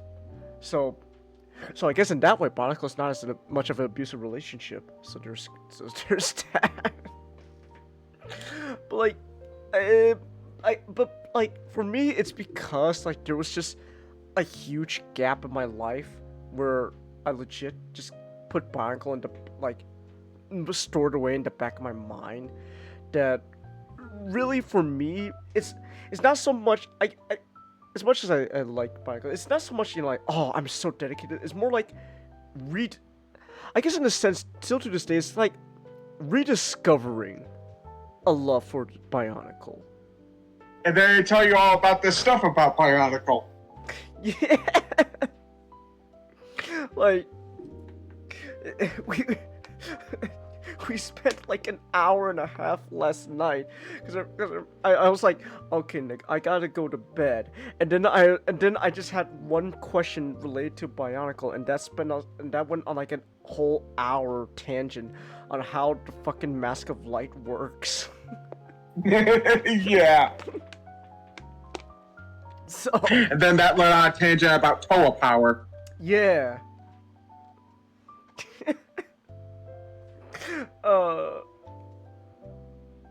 So, fucking you know what? Oh, you know, screw it. I might as well ask a Bionicle related question on stream. Why not?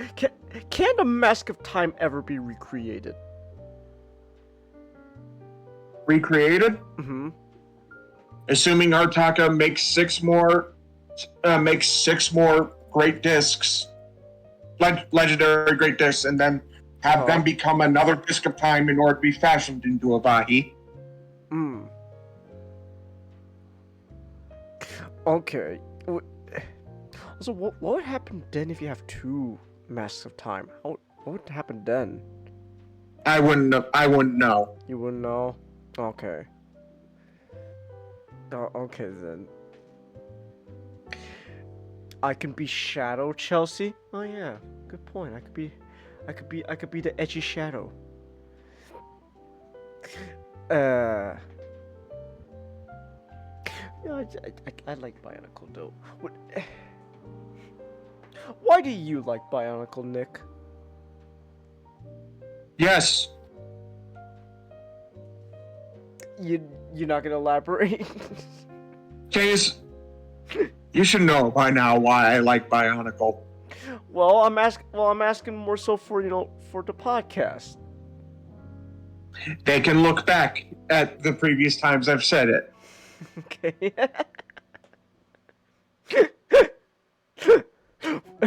Nick just straight up went, you know what? Screw you, podcast viewers. Go watch the other stuff. If you don't know why I love it by now, you guys are not clearly paying attention. Oh my gosh. Yeah, Bionicle's just such a fun little thing, and I'm glad. I honestly, I think personally, I think the happiest I think related to Bionicle for me recently is honestly, so it's never gonna be as as much of an expansive collection as you, Nick, because unlike you, your parents let you keep your Bionicles. Yeah. Fuck you. Holy shit, man. You know what? Fuck you, Nick. Your parents let you keep your Bionicles.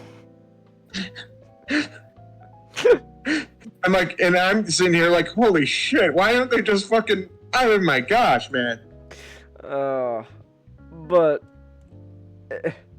But like, I think legit though, like, but again, like, legit, like, kind of rebuilding a Bionicle collection, it's never gonna be, like, it's never gonna be the same heights as it was with, like, when I was a kid. But it's still nice to have, I guess that piece of childhood back in my life again. I got all the Toamata. I got all the Toa Metru. I have a little Motoro shrine going on, so there's that. Yeah. I got some of the Gen 2 Bionicle Toas. I got Tahu Nuva, and and I did go all the way to buy all the parts to recreate to essentially create Takua. So there's that. The Takua. And you have Max Loth and Spinax. That's true. Though Max lost his Spinax just for sake of like storage, he is also kind of put in somewhere in the back of one of my shelves. But he's there. But that's just more. But he's just kind of there more so just because storage. I need space. But also another really happy thing I'm happy about is getting Toa Hordika Vakama again. Cause I think I've told this on stream before. I'm pretty sure I have. I'll say it again. The Toa Hordika Vakama was the first Bionicle figure I ever had. So when I was a wee lad, when I was a little kid, my cousin, who now I think about, my cousin would probably be like, my cousin would have been probably around like high school at the time or something like that. What the fuck? Hold on. Now I'm kind of mad, Nick. Now I'm kind of mad. If my cousin was like around like high school at the time, why did his parents let him keep his Bionicle collection?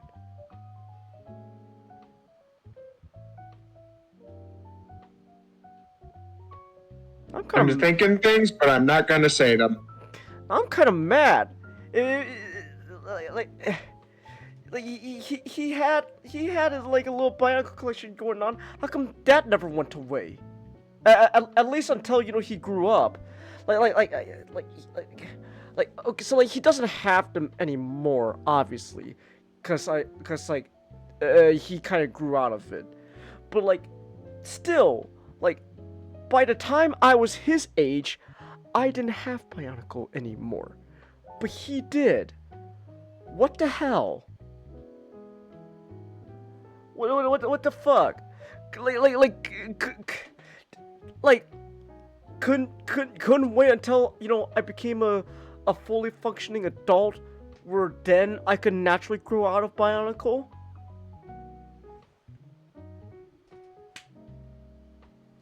I don't know what I'm saying anymore. I'm just... Damn it, was supposed to be a reminiscent... Well, it was supposed to be a happy reminiscence, just now kind of turned a little bit sour. It's like, man, what the hell? I didn't try to hide my treasure box, Chelsea. Chelsea! You're so innocent, I love you. Not in that way, of course. You have a boyfriend. Ray, don't kill me, please. I'm begging you. Don't come to my house and kill me. So, I guess I have to explain a bit about my particular experience of Asian childhood and parenthood. So, we weren't allowed. My brother and I, we weren't allowed to have toys in our rooms. What we did was we had all our toys in one box. Essentially like one big like plastic bin that we kept downstairs in like that we would, you know, play with. Essentially, it's like, oh, here's we will pull out the bin and we play around with it. That also included a big box of Lego stuff. I had. Oh my gosh, I'm just remembering now. I used to have a Lego Star Wars AT-AT walker. And I remember being really proud of that. Oh, now I remember why I don't have it anymore. That wasn't my parents' fault. It was his fault. Yeah. Damn. Damn it! This was supposed to be, you know, a trip down memory lane, but now I'm talking about it's like. Ask me a Bionicle question. Get your mind up. Yeah. Ask about.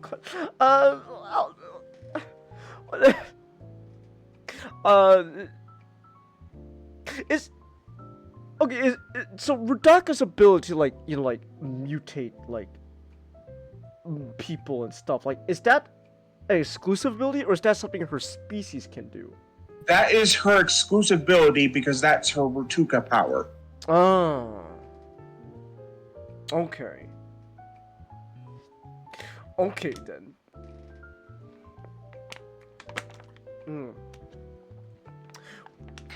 So what determines Rutuka power? what determines Ratuka power? Mm-hmm. Whatever. Well, it's just Metru Nui set everything on random. Pretty much. The thing is, anyone can actually make a Ratuka. Okay. You just need a launcher to, actually, shoot it. Okay. Like a Ratuka isn't a physical thing; it's a wheel of energy. So in a sense, then how it's portrayed in Web of Shadows is actually kind of more accurate. Yes. Okay. So the Toho Hordika weren't walking around with big sticks inside their chest to pull. Well, no, not the sticks. But it did have the spinner, though. Yeah, the spinner is very much accurate. Okay. Okay, then. And a launcher can either be natural or it can be artificial. Okay. Vizarek and the Hordika had natural Ratuka spinners because it's ingrained into their bodies. But the Toahaga had Ratuka shields, and that was artificial. Okay.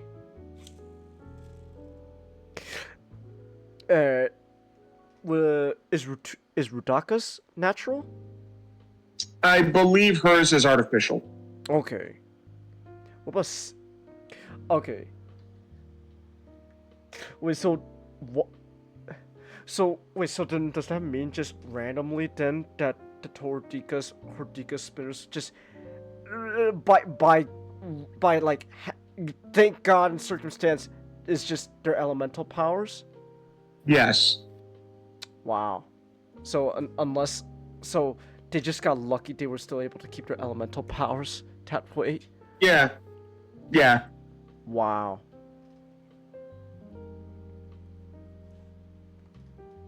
I think being a Torajika is not that great. I can't wait to talk about the furry stuff next year. Oh my gosh. Oh gosh, you just reminded me now though, when we were doing Bionicle 101 for year 5 of it's just funny because it's like all right, here we go, year 5, Nick, and then it's like so when we get to the Web of Shadows part, that's the neat part, Chingus. We don't. That takes a while. We don't. It takes. That's the fun part. That takes a while. and I just also love how just like it's like okay, well, all right, they're the Toradika now, and then they met the Rahaga. All right, and you're like, cool, yeah, Chegas. All right, let's take a detour. What? Yeah, everything you know from Legends of Metru Nui, from the moment, from the period like between the campfire, where Nork's telling everyone what the fuck's going on, and Vakama heading off on his own is a whole chunk of story.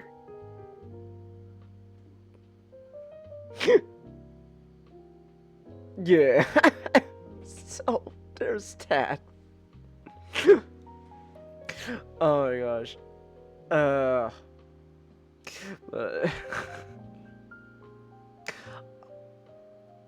my gosh, actually I'm looking back at through the Bionicle 1 stuff. I wonder whatever happened to Gudanka. Gudanka? Yeah, I hope he's okay. Okay, so the thing about Gudanka is, the reason he is the way he is, oh shit, you're talking about the actual guy, Gudanka. Yeah, yeah, me too. Yeah, me too. I hope okay. Yeah, he hasn't really done much. He was cool. Yeah. I thought you were talking about the actual fucking character for a moment. No. The guy who helped make the art for Bionicle 101. Yeah. Yeah.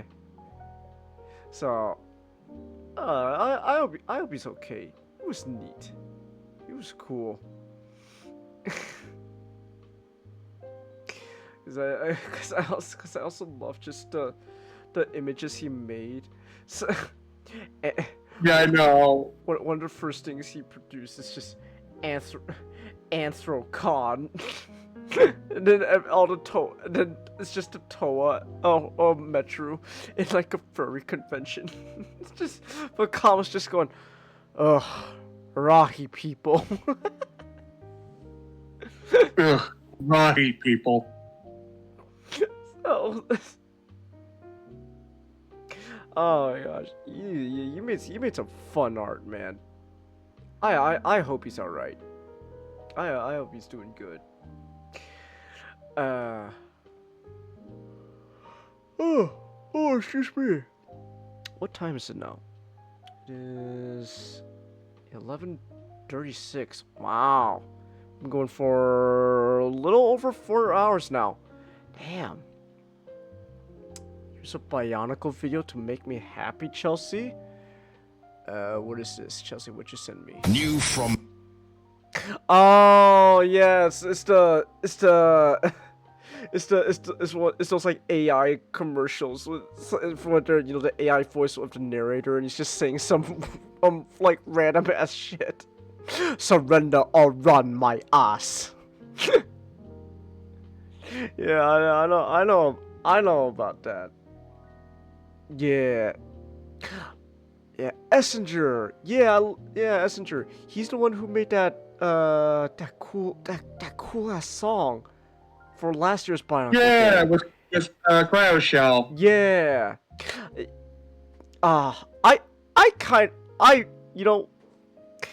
I wish he produced a song for this year, but understandably, that's a little too much to ask. Did you hear what happened with? I'm waiting for. Oh no, go ahead. I'm waiting for 2 years because I'm hoping they get All American Rejects involved. That would be great. I know. No, but it's 100% understandable. Like if he couldn't make, like, he didn't make a song for this year, considering what happened. So, but it's cool though. It's cool though that he was able to bounce back and he's still doing stuff. So that's really cool. Yeah, he made that cool song though for Bionicle.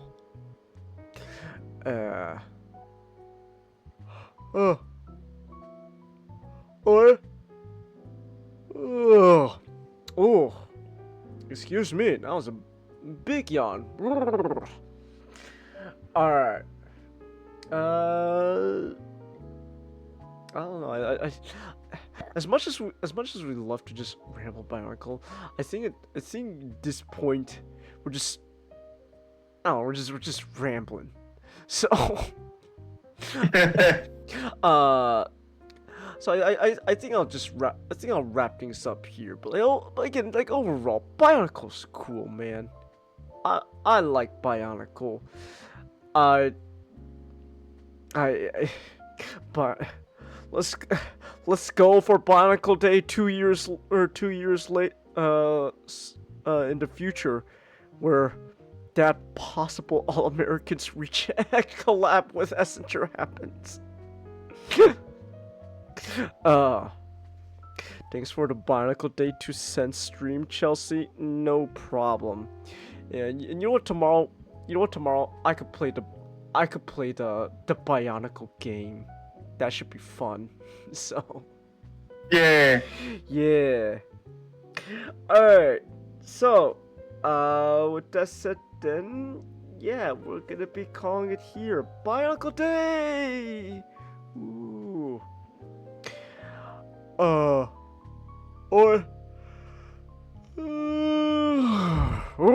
Excuse me.